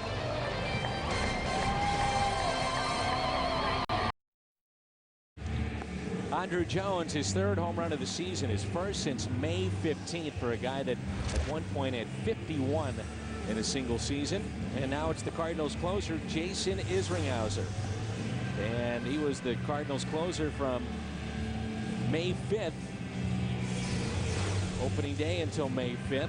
He converted 14 of 21.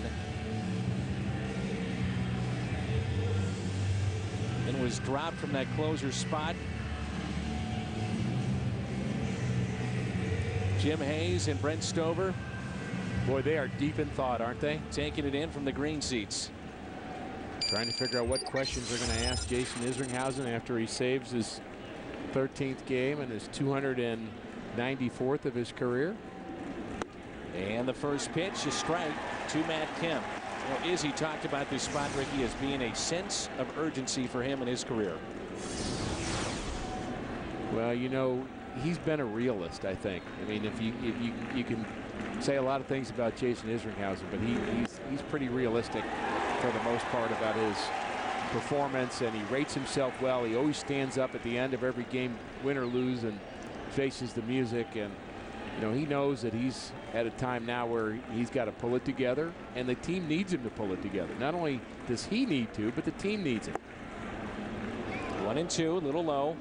I don't think it's too strong a statement to say that the fortunes of the Cardinals for 2008 rely primarily on his ability to close out games. Well, think about if they could have closed out just half of these games that have been lost by the bullpen. Slowly hit to second. One away. I mean, that's huge. You're talking about a bunch of wins. It's a big out there as Kemp is retired.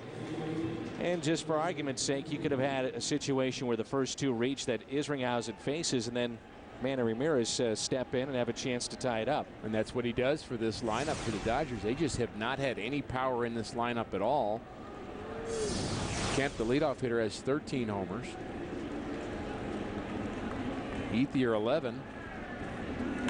Ethier up the middle, base hit.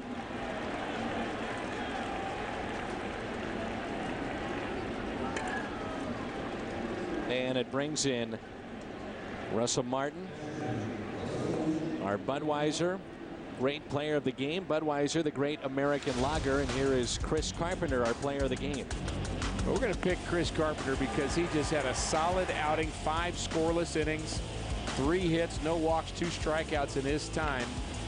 And Chris Carpenter was at times unhittable tonight. Just a lot better performance than his outing in Atlanta, which wasn't too bad either, but tonight just even a little bit more special. And I know Tony La Russa and Dave Duncan are going to be thrilled as they analyze the outing of Chris Carpenter after this game. 25 blown saves on the season. It's a big deal when you're 6 back in the division, 1 back in the wild card. The 1-0 pitch. That's a strike. 1-1. Cardinals have turned 3 double plays tonight.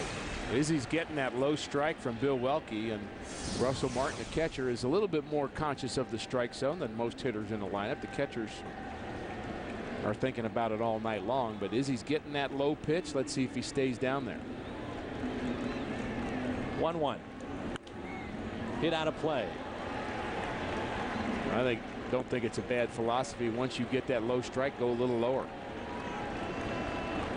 Regular season against Izzy, 3 for 6 with a home run.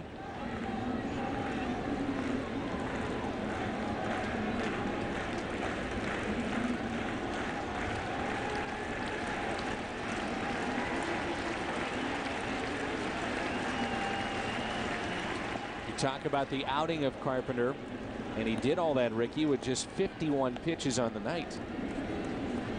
Clearly, the goal was for him to go more pitches, but once the rain delay happened, now you've got him sitting out 20 minutes the first time, and the second delay was for 43 minutes, but he was already out of the game by then. Brad Thompson was already called in, but I just don't think you want to deal with possibility of too long a delay for Chris Carpenter. Right field, and now Manny Ramirez comes up with 2 runners on.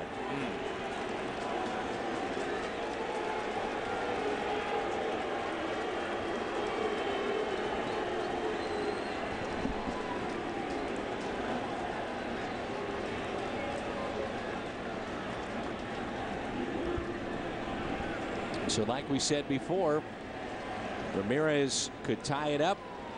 Can't beat you, but he could tie it up.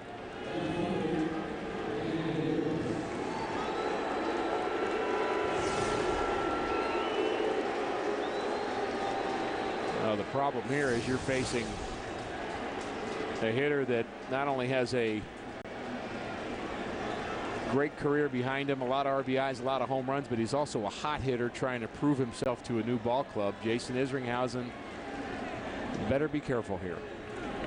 First pitch taken for a ball outside. Ramirez already with a couple of home runs wearing this Dodger uniform. 2 hits tonight. He's also flied out to right.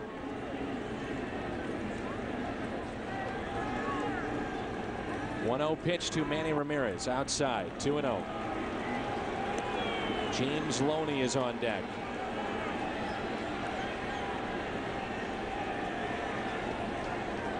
Manny looks very good taking those 2 breaking balls there. He is locked in at the plate, not off balance at all. He saw the break, didn't swing at the pitches out of the strike zone. Dangerous pitch here. The 2-0.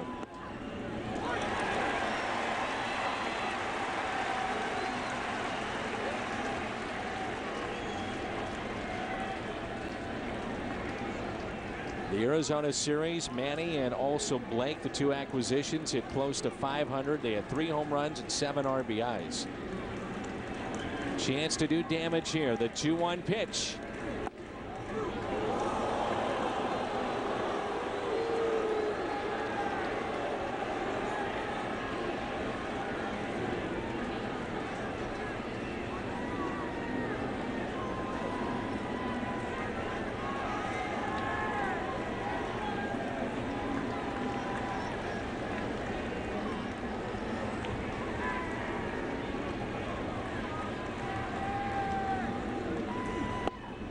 How about that pitch on the inside corner? Oh, my. Manny was fooled by this pitch as this just breaks over the inside part of the plate, and I'm not sure that's a strike. Manny's not sure either. But we've got ourselves a good pitch here. 3-2, 1 out, 9th inning, tying run at the plate. Cardinal fans sensing how important this pitch is for the Cardinals and for Jason Isringhausen.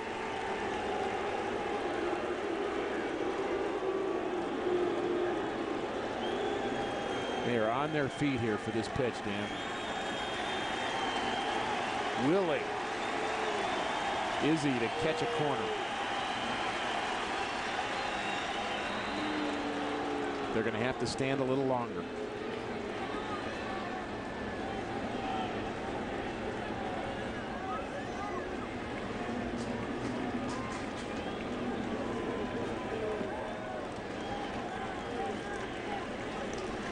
That's the case of a veteran who knows what pitch he wants to throw, Dan. So he wanted to make sure Izzy was on his page, or Yachty was on his page. So they went and talked about it. And here it is. 3-2 on Manny Ramirez. He represents the tying run. Just missed. And so the bases are loaded. The tying runs are on. The potential go-ahead winning run comes to the plate.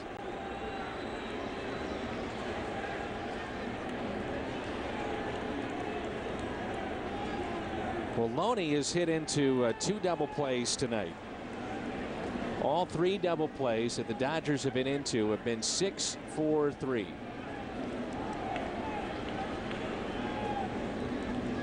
I know you're not nervous, Ricky. No, I never get nervous. Nervous is standing over a 2-footer with $1 on the line with a bet with you. That's nervous. I don't know if we can say the same about the fans here. Sense of anxiousness here with the crowd, and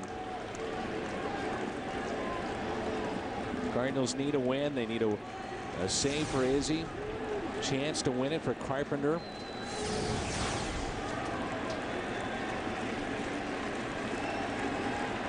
Loney has 9 home runs. You've been in that situation before where the crowd all of a sudden, that becomes a factor too, where that weighs on your shoulders a little bit too. Oh boy, you can tell that they get antsy. Yeah. They're with you. And then when things doubts start to creep in, then they kind of lose you a little bit, and Izzy needs them with him right now. 1-1. And that's what a closer knows too. It can change with 1 pitch, with 1 swing of the bat. Another 6-4-3 right here would be enough to bring the house down again.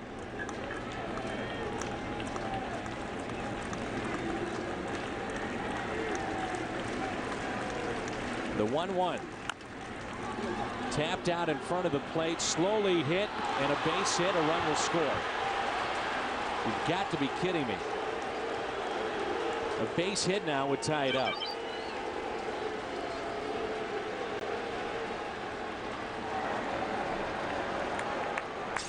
Well, as he tries to barehand this ball, he's just going to try to get one out. Not sure if this ball is going to go foul or not. Tries to look up before he picks up the ball and takes his eye off the ball and can't make the play at first base. He had all kinds of time, I think, to get James Loney. Wow. Now you got to face Jeff Kent.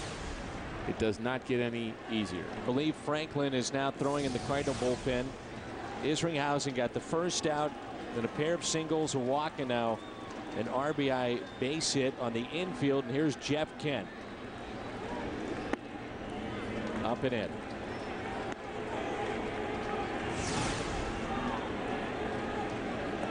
He already had 20 pitches with Isringhausen here. Jeff Kent on the night, a single. He is grounded out to third. He's also flied out to right.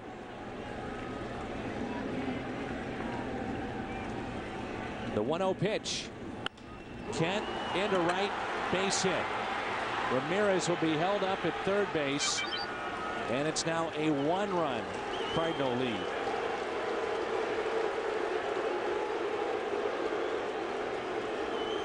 And that's 5 straight base runners against Jason Isringhausen as Kent takes his ball the other way, hits it too hard for 2 runs to score. Was supposed to be inside, ends up on the outside part of the plate, misses location. And Tony La Russa may have seen enough of Jason Isringhausen. And there's the move to Ryan Franklin.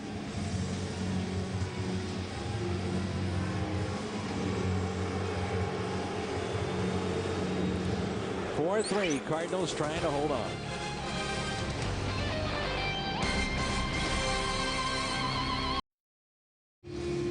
Top of the 9th, and the Cardinals have a 1-run lead. They need 2 outs. It's 4-3. Ryan Franklin, his 53rd appearance. Well, Cardinals have turned 3 double plays. They need 1 more. The problem is it's Casey Blake facing Ryan Franklin, and Blake 5 for 10 with a home run. You ever see anything like this as far as these bullpen problems the Cardinals have had? I'm not sure I've ever seen anything like this on a team that's 10 games over 500. You see this on teams that aren't very good, but it's just been amazing how tough these last 3 outs have been for the Cardinals. Out to left. Ramirez will tag up. Game is tied as the throw comes into the infield towards Troy Gloss. It's 4-4.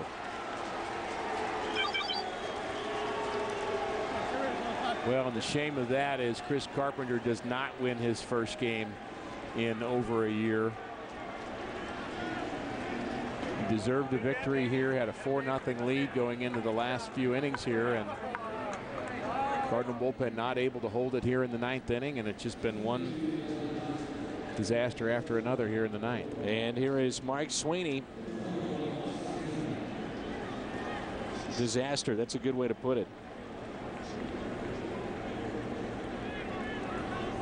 So 2 outs, 4-4 game here in the 9th. Sweeney could drive in the go-ahead run.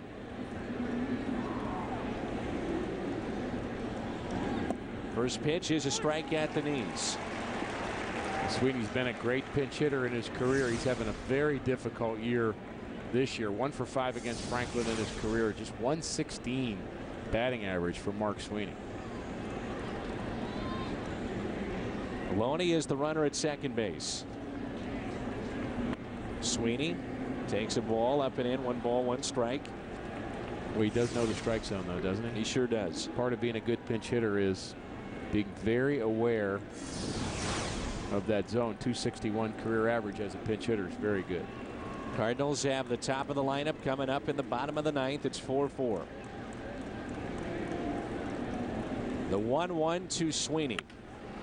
Line drive and caught by Pujols.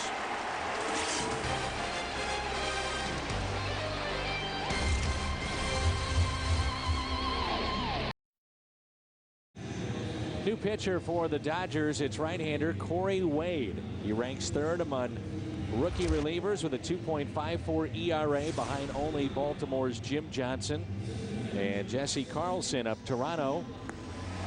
And right-handed hitters only hitting .209 against him. So the Cardinals have Schumacher, Kennedy, and Pujols here in the bottom of the ninth as the Dodgers have tied it up with 4 runs in the top of the ninth.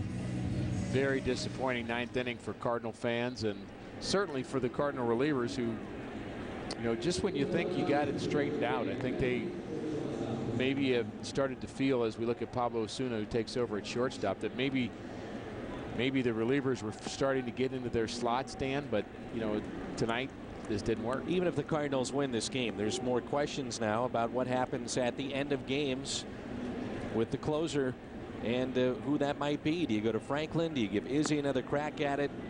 What do you do with Wainwright, who threw today? At the risk of being kind of trite about it, there's going to be a lot more questions than there are going to be answers.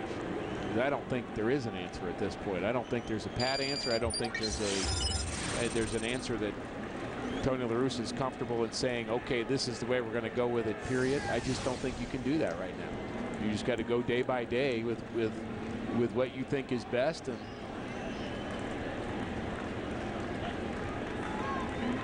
the buttons that he pushed here tonight just didn't work. Here is Schumacher.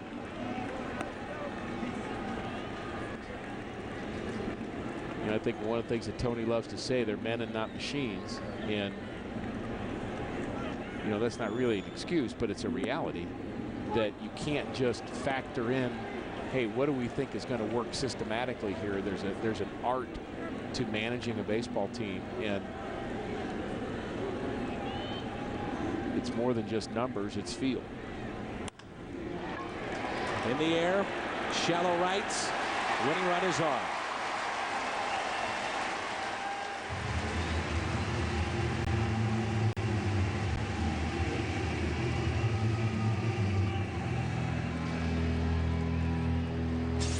Pretty good pitch right there. Down in the zone. How do you hit that ball? And now it's Kennedy. Boy, he went down and got it. You can bunt here, but then you leave first base open and they walk Pujols. You do have Ludwig after Albert, who's had a little bit of a tough night. A couple of strikeouts. Coming off the great series. That's when you talk about protection behind Pujols. Yeah, but I still hate taking the bat out of Albert Pujols' hand in the ninth inning of a game. No matter how good Ludwig is doing, Albert is still the guy I want to see swing the bat. So I don't mind not bunting here. You got 2 pretty fast runners in Kennedy and Schumacher.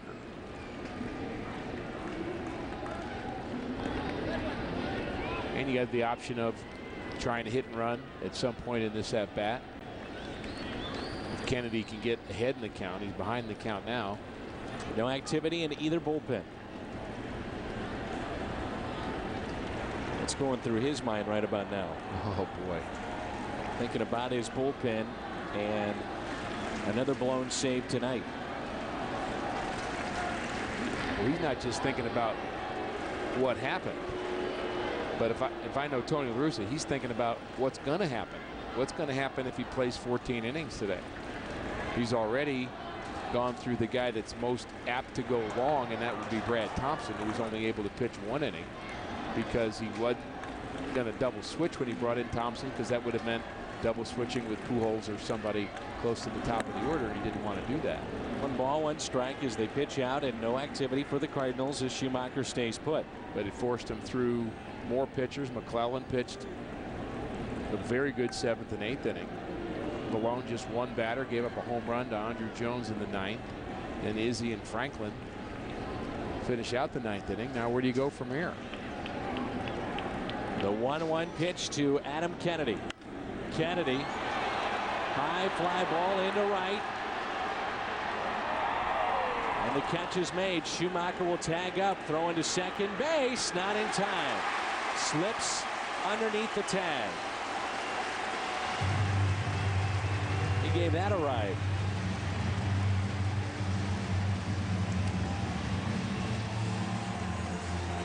You wouldn't think they'd pitch to Pujols. No, I think they're probably going to walk him here. I still like Schumacher taking that extra base, though, because he knows, and Dave McKay's yelling to him, that the outfielder's going back. And as he's going back, Schumacher realizes he can tag, go. Well, one thing he didn't do is check out the throw on the way. When you get a throw from an outfielder like that, you can take off, and if it's a good throw, you can come back. But he put his head down and thought he could get the second. It does take the bat out of Albert Pujols' hands, but it does get a runner in scoring position. And Joe Torre's going to have to deal with Ryan Ludwig.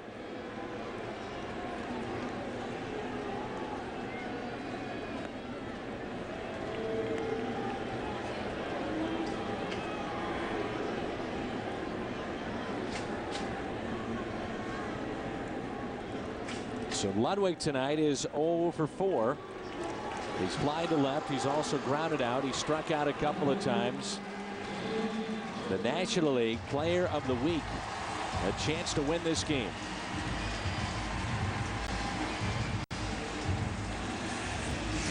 Well, he talked about this situation on Sunday night. He's got 5 career walk-off hits, but he grounded into a double play, and he said it was a pitch he should have just killed. He actually had a couple of pitches in the at-bat.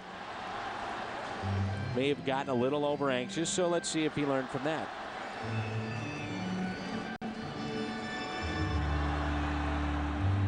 The 16th intentional walk of the season for the Cardinals, fewest in the big leagues. Well, over anxious does not necessarily imply that it's impossible for you to swing at the first pitch. If it's the right pitch, hit it. Over anxious is when you're swinging at a pitch that you can't handle. Ludwig hits it hard, but Blake steps on the bag at third, and a force play at second to Pujols is safe. Almost looked like, and the runners were caught in no man's land as to whether or not he caught that. Kind of a late call by the third base umpire Chuck Merriweather. Now, he may have been yelling it right off the bat, but the runners were confused. They didn't know what to do. Did he catch this in the air or not? The ball hit right on the nose. Diving backhand play. Casey Blake, now he's getting the sign that he's safe, and the runners take off, and fortunately Albert gets to second base to avoid the double play. That's a nice play by Casey Blake. The only thing I think that sold it to the umpire is the fact that Blake got up to run to third. Exactly. Here's Troy Gloss. Pujols, I'm not sure he knows whether he caught it. Yeah.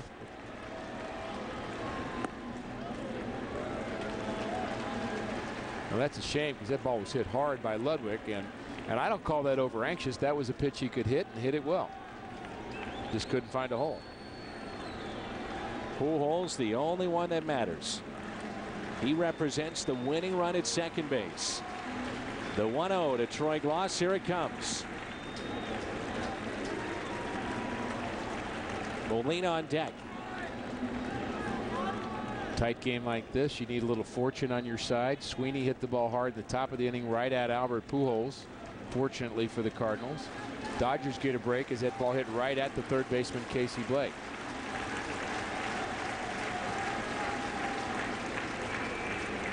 The bullpen since the All-Star break. This is before tonight. 5 and 4, including tonight. Now 4 for 9 in save opportunities.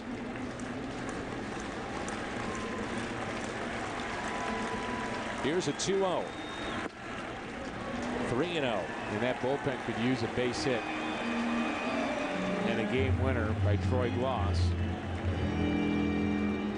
Or by Yadier Molina if Gloss manages to reach base. Again, Molina, one of our favorite guys in the clutch.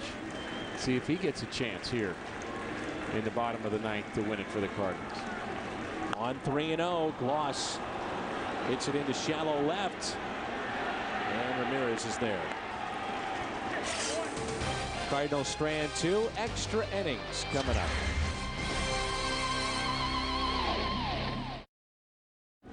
Four to 4 as we move to the top of the 10th here in St. Louis.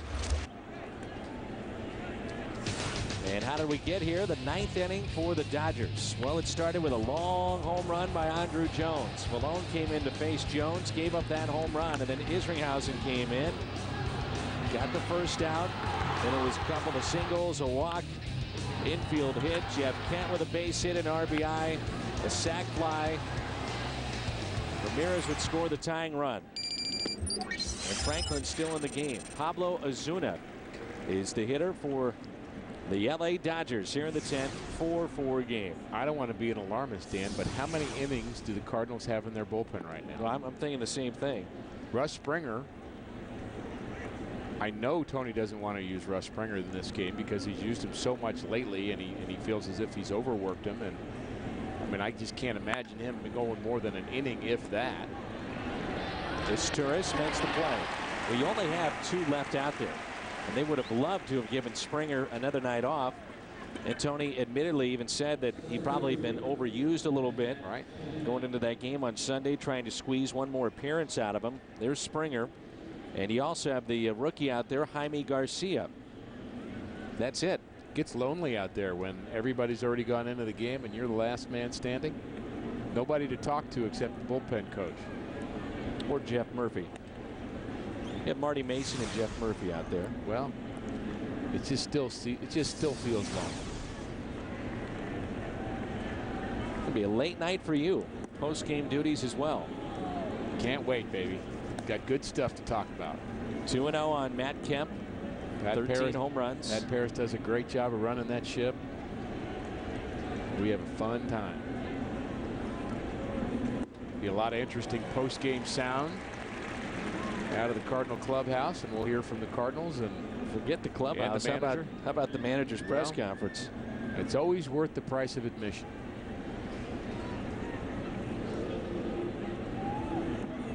Troy Gloss is what you like to call, Ricky, guarding the line.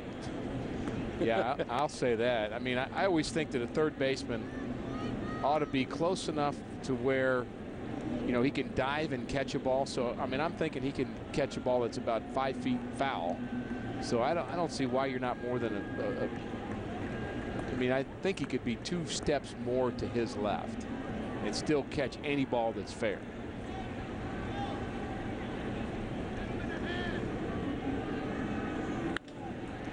Line shot, left center field.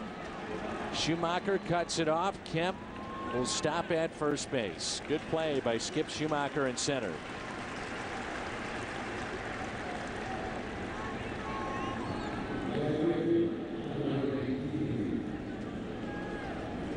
Nice play by Skip Schumacher running that ball down. And off the bat, it looked like it might have been a double, playing a very deep center field. Rounds the ball, comes up throwing towards second base. Stops on a dime, makes a nice throw too. He's got a good arm for an outfielder. He's a plus arm, not Rick Ankiel plus arm, but still better than average major league arm in center field. Cardinals need a double play. One out. Here's Andre Ethier. Freddie at PJ's is celebrating a birthday tonight. He's got about 55 minutes left. And watching tonight here on FSN Midwest. One out, runner at first. Well, there's no clock in baseball, but there's certainly clocks in birthdays.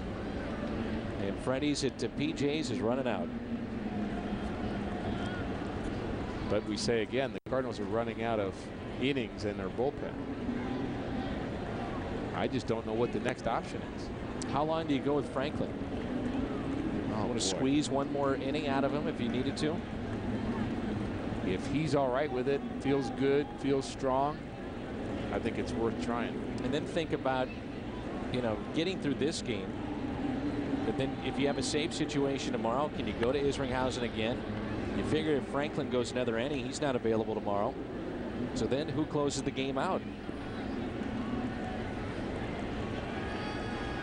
Could look towards Russ Springer. Do you go back to Chris Perez?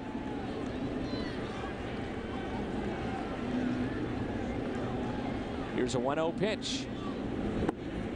Well, if the Cardinals do go deep into this game, it forces them to go into that, or at least consider that revolving door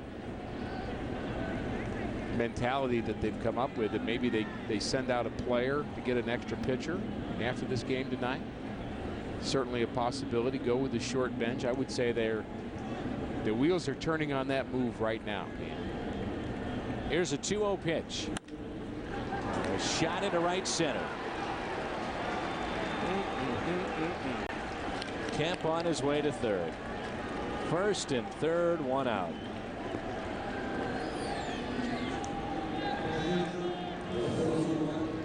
Brings in Russell Martin. Napier picks up his second hit in the last 2 innings. This ball down in the middle of the plate. Franklin not happy with that pitch result as Kemp rounds second, heads to third. And more conversation on the mound. This isn't about bringing somebody in because nobody's really getting loose in the Cardinal bullpen right now. This is more situational conversation as to what he wants Ryan Franklin to do. You know, even going back to the last inning of the Cardinals on 3-0, Troy Gloss was swinging away. It popped out to shallow left. Might be worth taking a strike, or if you're going to get a 3-0 pitch, you're going to swing at it, you got to drive it. Yeah, not a good result on a 3-0 pitch. Clearly, not a very good swing. And you've got Yadi or Molina coming up next. Exactly. You know, Gloss was very hot about a week or so ago. I think that's a different situation. Maybe that's a little more understandable for him to swing at a 3-0 pitch. But you've got to be incredibly disciplined 3-0 to make sure you get a good swing at a pitch you can handle. I mean, it's just not that easy to do.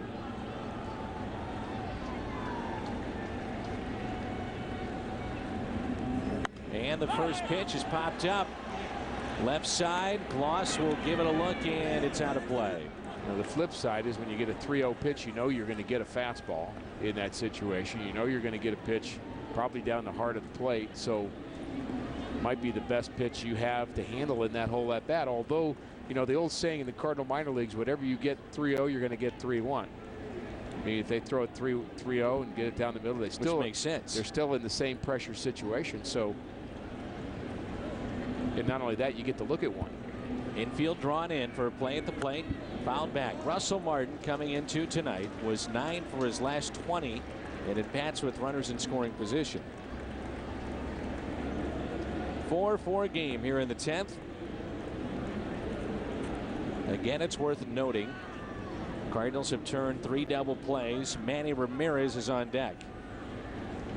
Ramirez, a couple of base hits and a walk tonight, Ricky. Excuse me, Dan. Ryan Franklin needs a strikeout in a bad way right here on this pitch. Down and in, split. Got it in, but fouled away. Couple of rain delays tonight and extra innings here on FSN Midwest.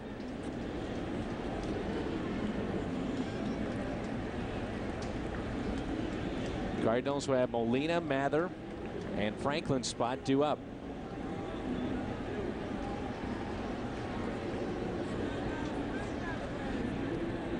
Here's an 0-2.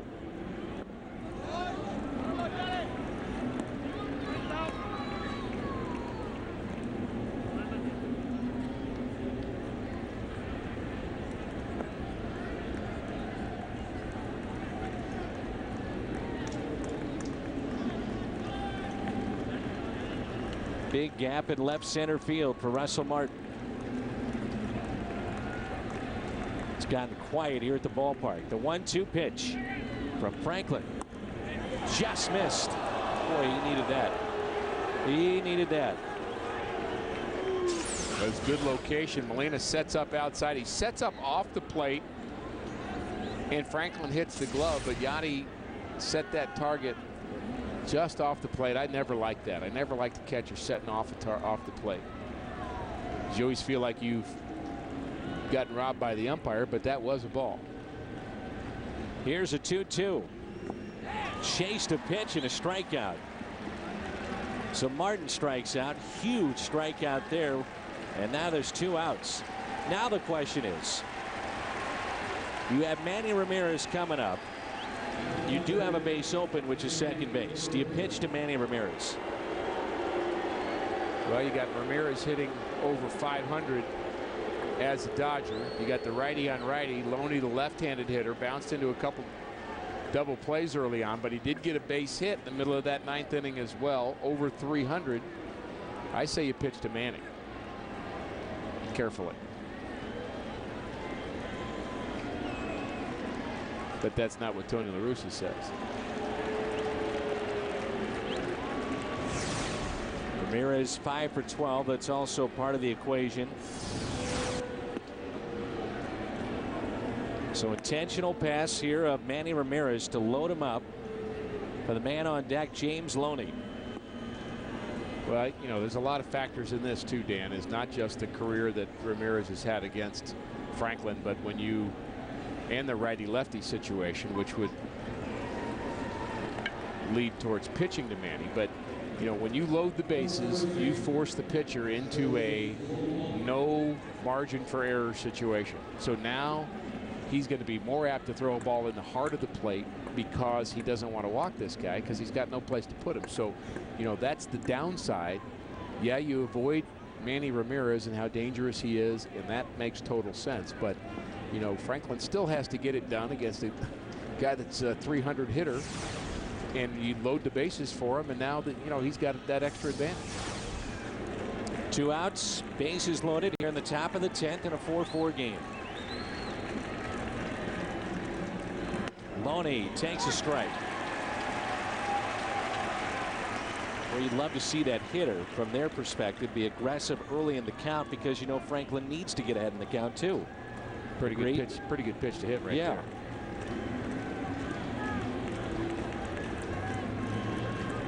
Here's the 0-1. Just off the plate. We talked about how far Franklin would go if he gets out of this inning, Dan. He is due to bat third. You have Miles, LaRue, and Ryan still available on the bench. Loney, by the way, a .407 hitter in his career with the bases loaded. The 1-1. Slices one to left, and the catch is made by Joe Mather. The key out, the strikeout of Russell Martin. Pitch around Ramirez. Loney lines out. Bottom of the 10th, 11 hits aside, and it's a 4-4 game. Yadier Molina will lead it off for the Cardinals. Cardinals have left 10 on tonight. The Dodgers have stranded 7.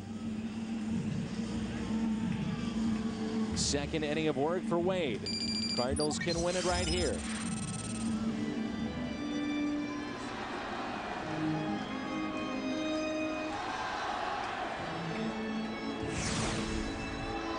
Yadier Molina 2 for 4, pair of singles tonight.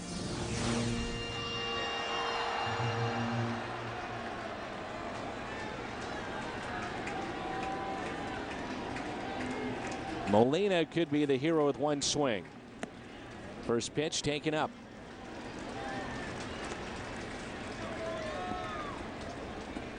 Cardinals have to win to keep pace with Milwaukee and Chicago, both winners today.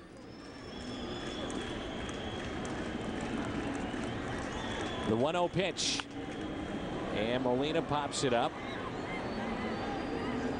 Loney will give it a look, and it's out of play.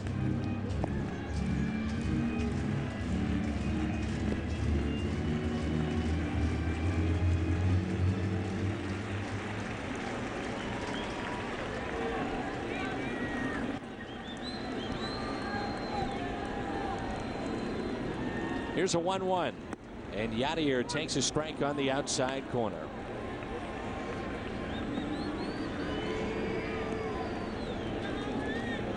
One position player for Joe Torre left, Ricky, and that's Danny Ardoin, the backup catcher. And they're going to have bullpen issues of their own pretty soon. We haven't seen their best yet. This is Broxton. 1-2, slowly hit to short. Baroa makes the play. And there's one away.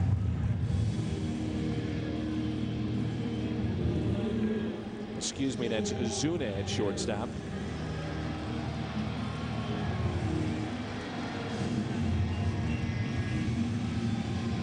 Here's Joe Mather. All right, Joe hit one about 383 feet into the Dodger bullpen.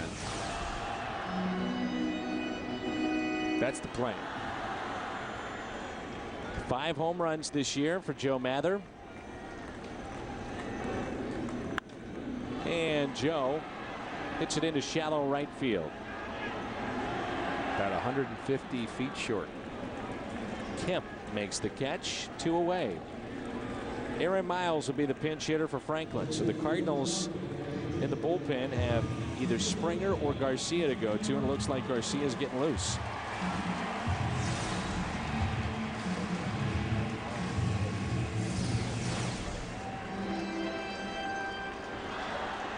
I mean, Tony La Russa, what else can you say in these post-game press conferences about what's happening with this bullpen and, you know, giving guys a shot to close this thing out?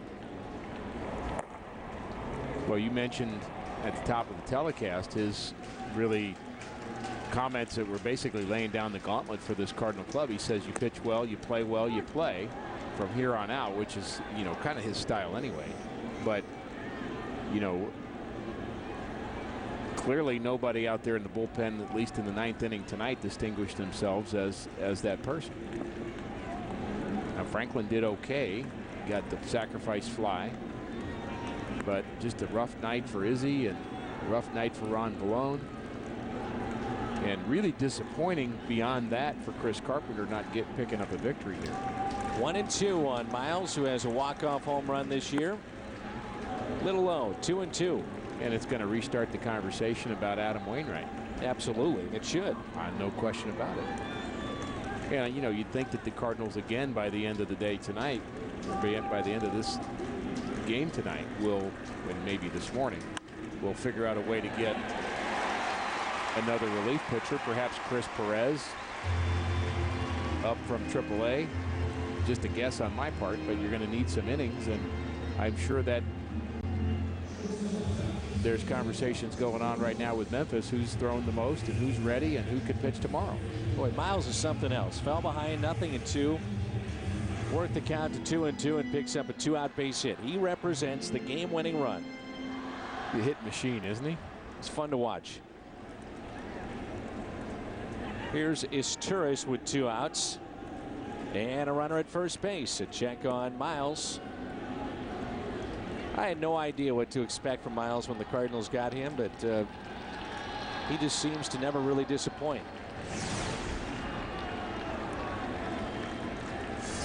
Cardinals are lucky that they were able to re-sign him this offseason. They let him go essentially to be able to sign him back at a lower price. That's basically how that works, and they just assumed that nobody else would pick him up and sign him to a better deal, and they're very thankful right now that nobody did that, and they were able to sign him back. And for a guy like Miles, the situation here in St. Louis and playing for Tony La Russa, go ask So Taguchi. It's a pretty good deal because you're going to get at-bats, you're going to get playing time. You're not just going to sit. There's always at least 2 extra players who almost get enough at-bats to be regulars. So Taguchi had one of those years with the Cardinals where he had as many at-bats as the regulars did, and Miles is having that kind of year, and he deserves to be out there as well as he's swinging the bat. It's hard to keep him out of the lineup. Sure is. Now he's not a 5-tool player. Doesn't run that well. Doesn't play that well defensively. Steady defensively, but he doesn't have a lot of range. Doesn't have a strong arm. Doesn't have a lot of power. But you know what? He gets stuff done. Isturis slaps it foul. 1-2. 2 outs, winning run at first base. 4-4 here in the bottom of the 10th.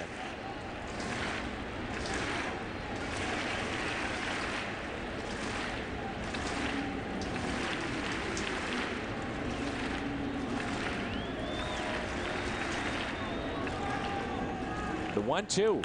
Isturis up the middle, past Kent. Miles on his way to third. Little 2-out rally right here for the Cardinals and a chance to win it. Pass ball, wild pitch, will take anything.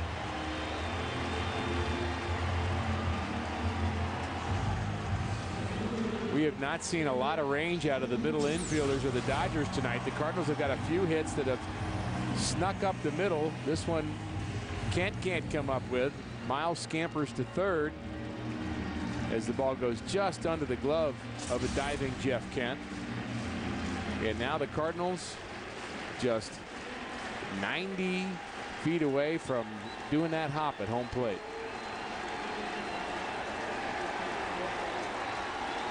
Schumacher has been so good against righties this year. They better be careful. First pitch, a strike. You have Kennedy on deck. And Kennedy has a pair of base hits tonight. 2 outs, runners in scoring position, a .278 average. Miles represents the winning run. The 0-1 pitch. In the hole now, 0-2. Schumacher's had 4 game-winning hits, the team's final at-bat this year.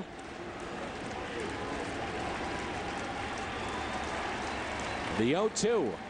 And Skip hits it on the ground towards second base. Kent is there.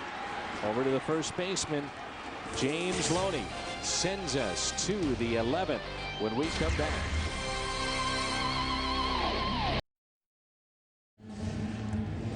Left-hander Jaime Garcia takes over for the Cardinals here as we go to the 11th inning. Garcia is the 7th Cardinal pitcher, and presumably he's in here for the long haul. He pitched here on Sunday, gave up a run, also pitched in Friday night's game, and Garcia has the task of facing Jeff Kent, Casey Blake here as we start the top of the 11th inning. And Garcia, I would guess, has 4, 5, 6 innings in him. Dan? So let's see what Joe Torre wants to do with his third hitter this inning, because that's the pitcher spot, but then he has his backup catcher as the only available position player left. Jaime Garcia, here we go in the 11th, 4-4 game.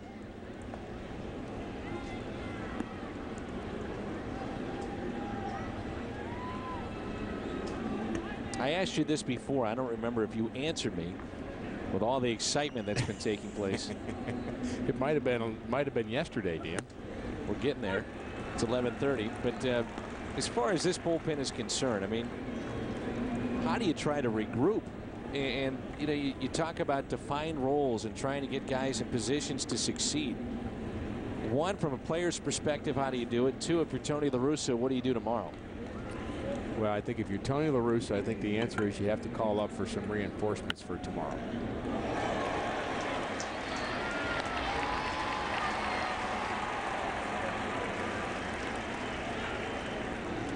How do you regroup as a bullpen? You just have to find a way. I mean, it sounds so cliche to turn the page and just say, you know, I can't think about yesterday. And, you know, the more you have to do that, Dan, the harder it gets to do it. But can you go back to Isringhausen? I don't think you can do it right away. Be tough to do. Casey Blake against Garcia.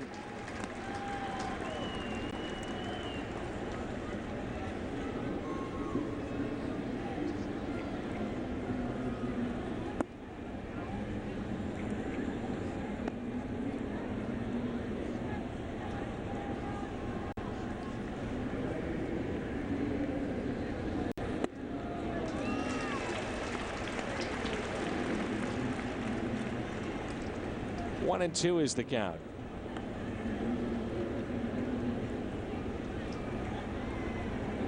On Casey Blake with 1 out, nobody on.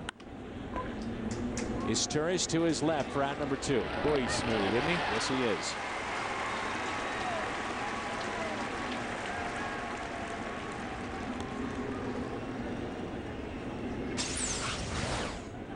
Ranges far to his left.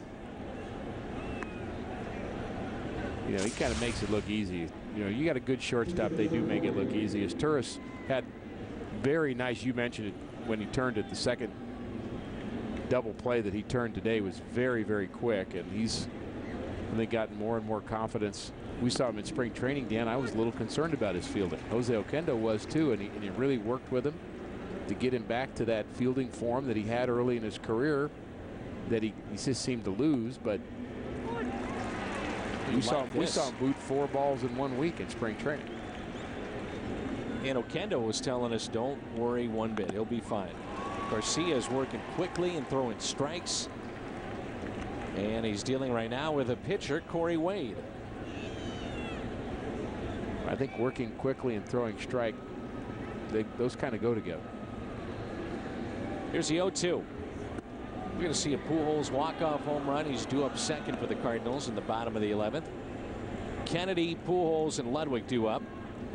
when you're at your favorite sports bar and you're playing darts, do you throw a dart, walk around the room for 10 minutes, and then throw another one? Or do you throw it, think about where that last one was, get a different release point, make an adjustment? I mean, I like the guys that just get it and go. Here's a 2-2. Little low and in. Got a sweat going, doesn't he? Sure does. His forearms are glistening.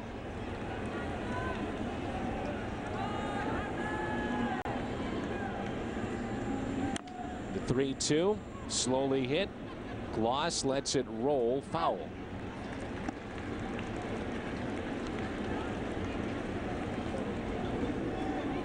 For the folks that follow us night in and night out, been some heartache, hasn't there? Oh boy. We've talked about how resilient this team has been in 2008. Perhaps we should give some kudos to the Cardinal fans for being resilient, because it's tough to take games like this, ninth inning like this. If you're a fan expecting to celebrate a Cardinal victory, that will drive you crazy. A 2-out walk to a relief pitcher here in the 11th inning.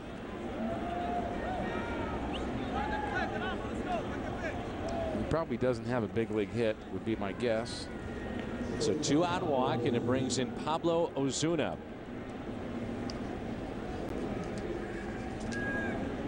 The pitcher running at first, they're still holding. One-out play behind him as Ozuna swings at a pitch that falls about 2 feet short of the plate. Maybe there's a scouting report on Wade's speed. They scout everything, Ricky. They've even got Mr. Wade down. Well, I don't see any at-bats for Mr. Wade, so I'm going to say he pitched around a guy who doesn't have a hit in the big leagues. Same pitch, laid off that pitch.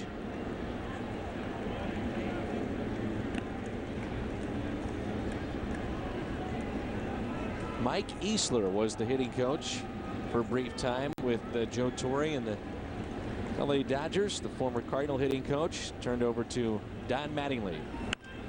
Ground ball, Kennedy, Albert. All right, here we go to the bottom of the 11th. Kennedy, Pujols, Ludwig, all coming up. 4-4 game, and Jason Johnson is in for the Los Angeles Dodgers here in the bottom of the 11th. The Cardinals have Kennedy, Albert Pujols, and Ryan Ludwig. Here's something to think about, Mr. Horton, for tomorrow as you see the numbers on Jason Johnson. You're going to give me another thing to think about? Well, I know Tony's thinking about this game and then worry about tomorrow, but think about this. Joel Pinheiro gets the start tomorrow. He's averaging under 6 innings per start. He hasn't thrown 7 or more innings in a start since June 27th. So you got to use your bullpen again tomorrow, more than likely. Well, that's why you need to call for reinforcements. You would think.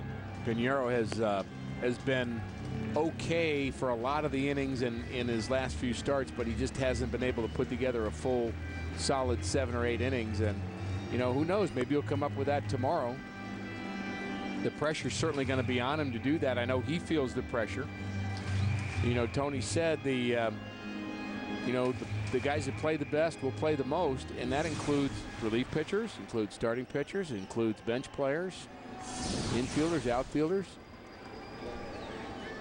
So nobody's immune to that, and I think Tony's serious about that. Well, Joe Torre keeps his backup catcher on the bench, does not pinch hit with him, and uses his pitcher, who draws a walk and then takes him out. Kennedy, first pitch, up the middle, base hit. Adams had a nice night. That's 3 hits for Adam Kennedy. He drove in the Cardinals' first run in the 5th inning, singled and scored in the 7th inning.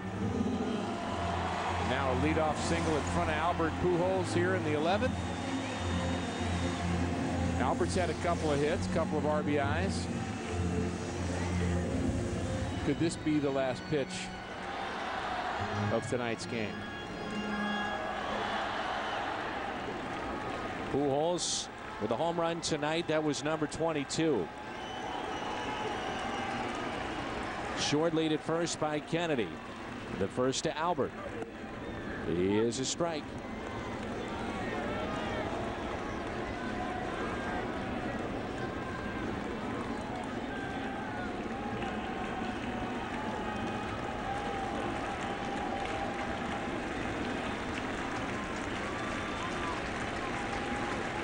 Here's the 0-1 pitch to Albert Pujols. You wonder if that's a insulin pack on his belt. That's what I was thinking, but not sure. Jason Johnson. That would be a logical conclusion.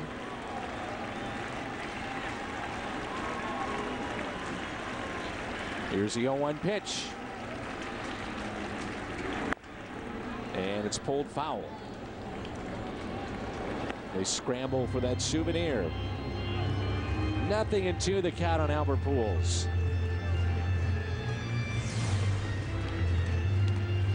Seven career walk-off home runs. The last one he had was Odalis Perez in the home run department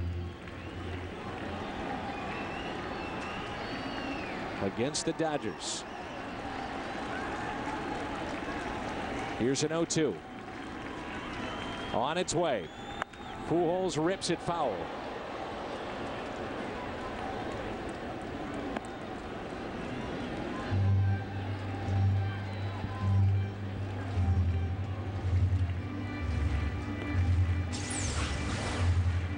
Guarding the line.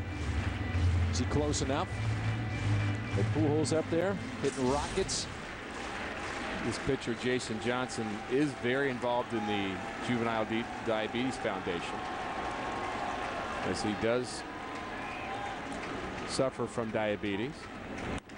Pujols reaches for it and pops it up.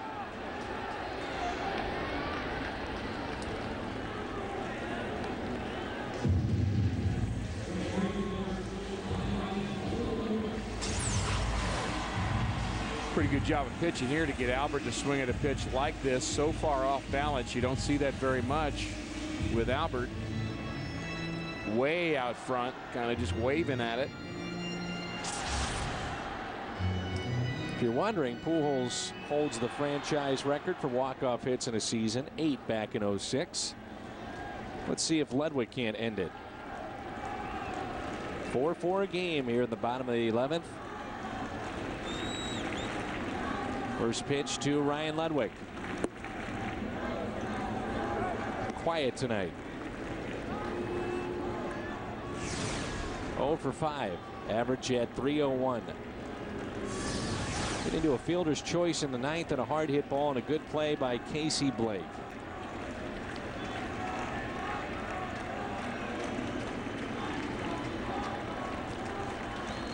The 1-0. This pitcher Johnson's had a lot of experience at the major league level with the Pirates, Tampa Bay, Baltimore, Detroit, Cleveland, Boston, and Cincinnati. How about that?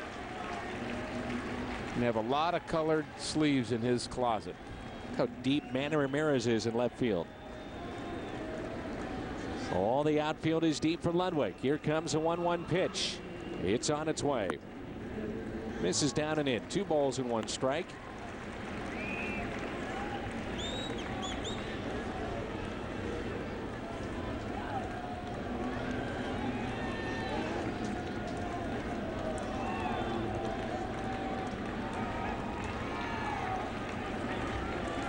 See if the Cardinals want to do some running here on 2-1.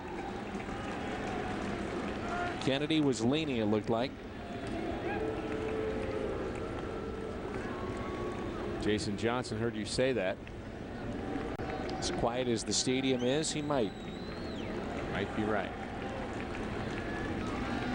You have these kind of games where a team comes back against the home team. As many times as it's happened this year, the air is just let out of the stadium. Ludwig into center field. At the track.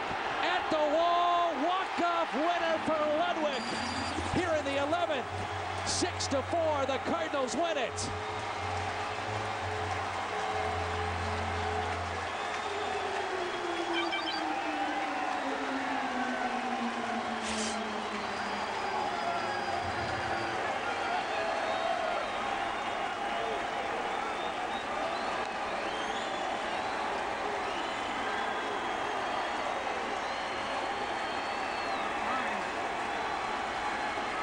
Third walk-off home run of his career.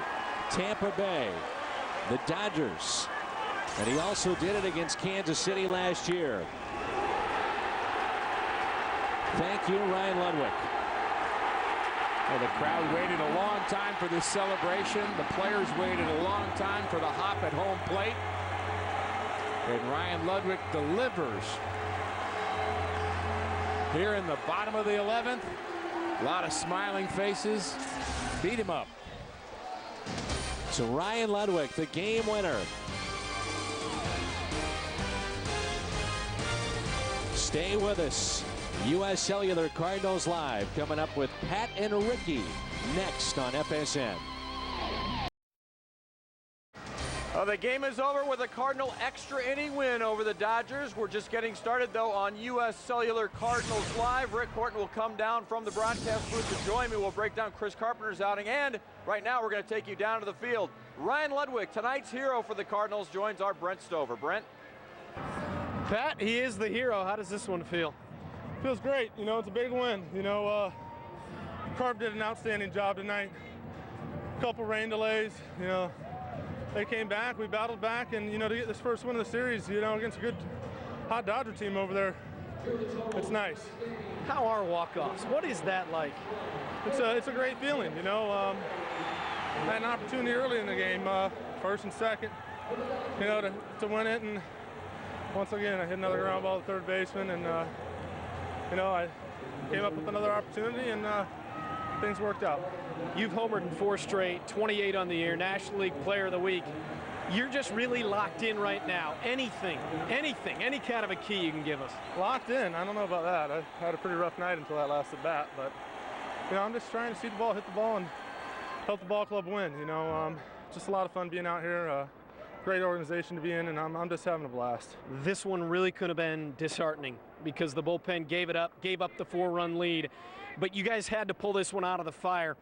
That has to be even more gratifying after it went the other way for a while. You guys end up on top. Well, you know, this team never gives up. You know, that's all there is to it. You know, we've lost some, we've won some.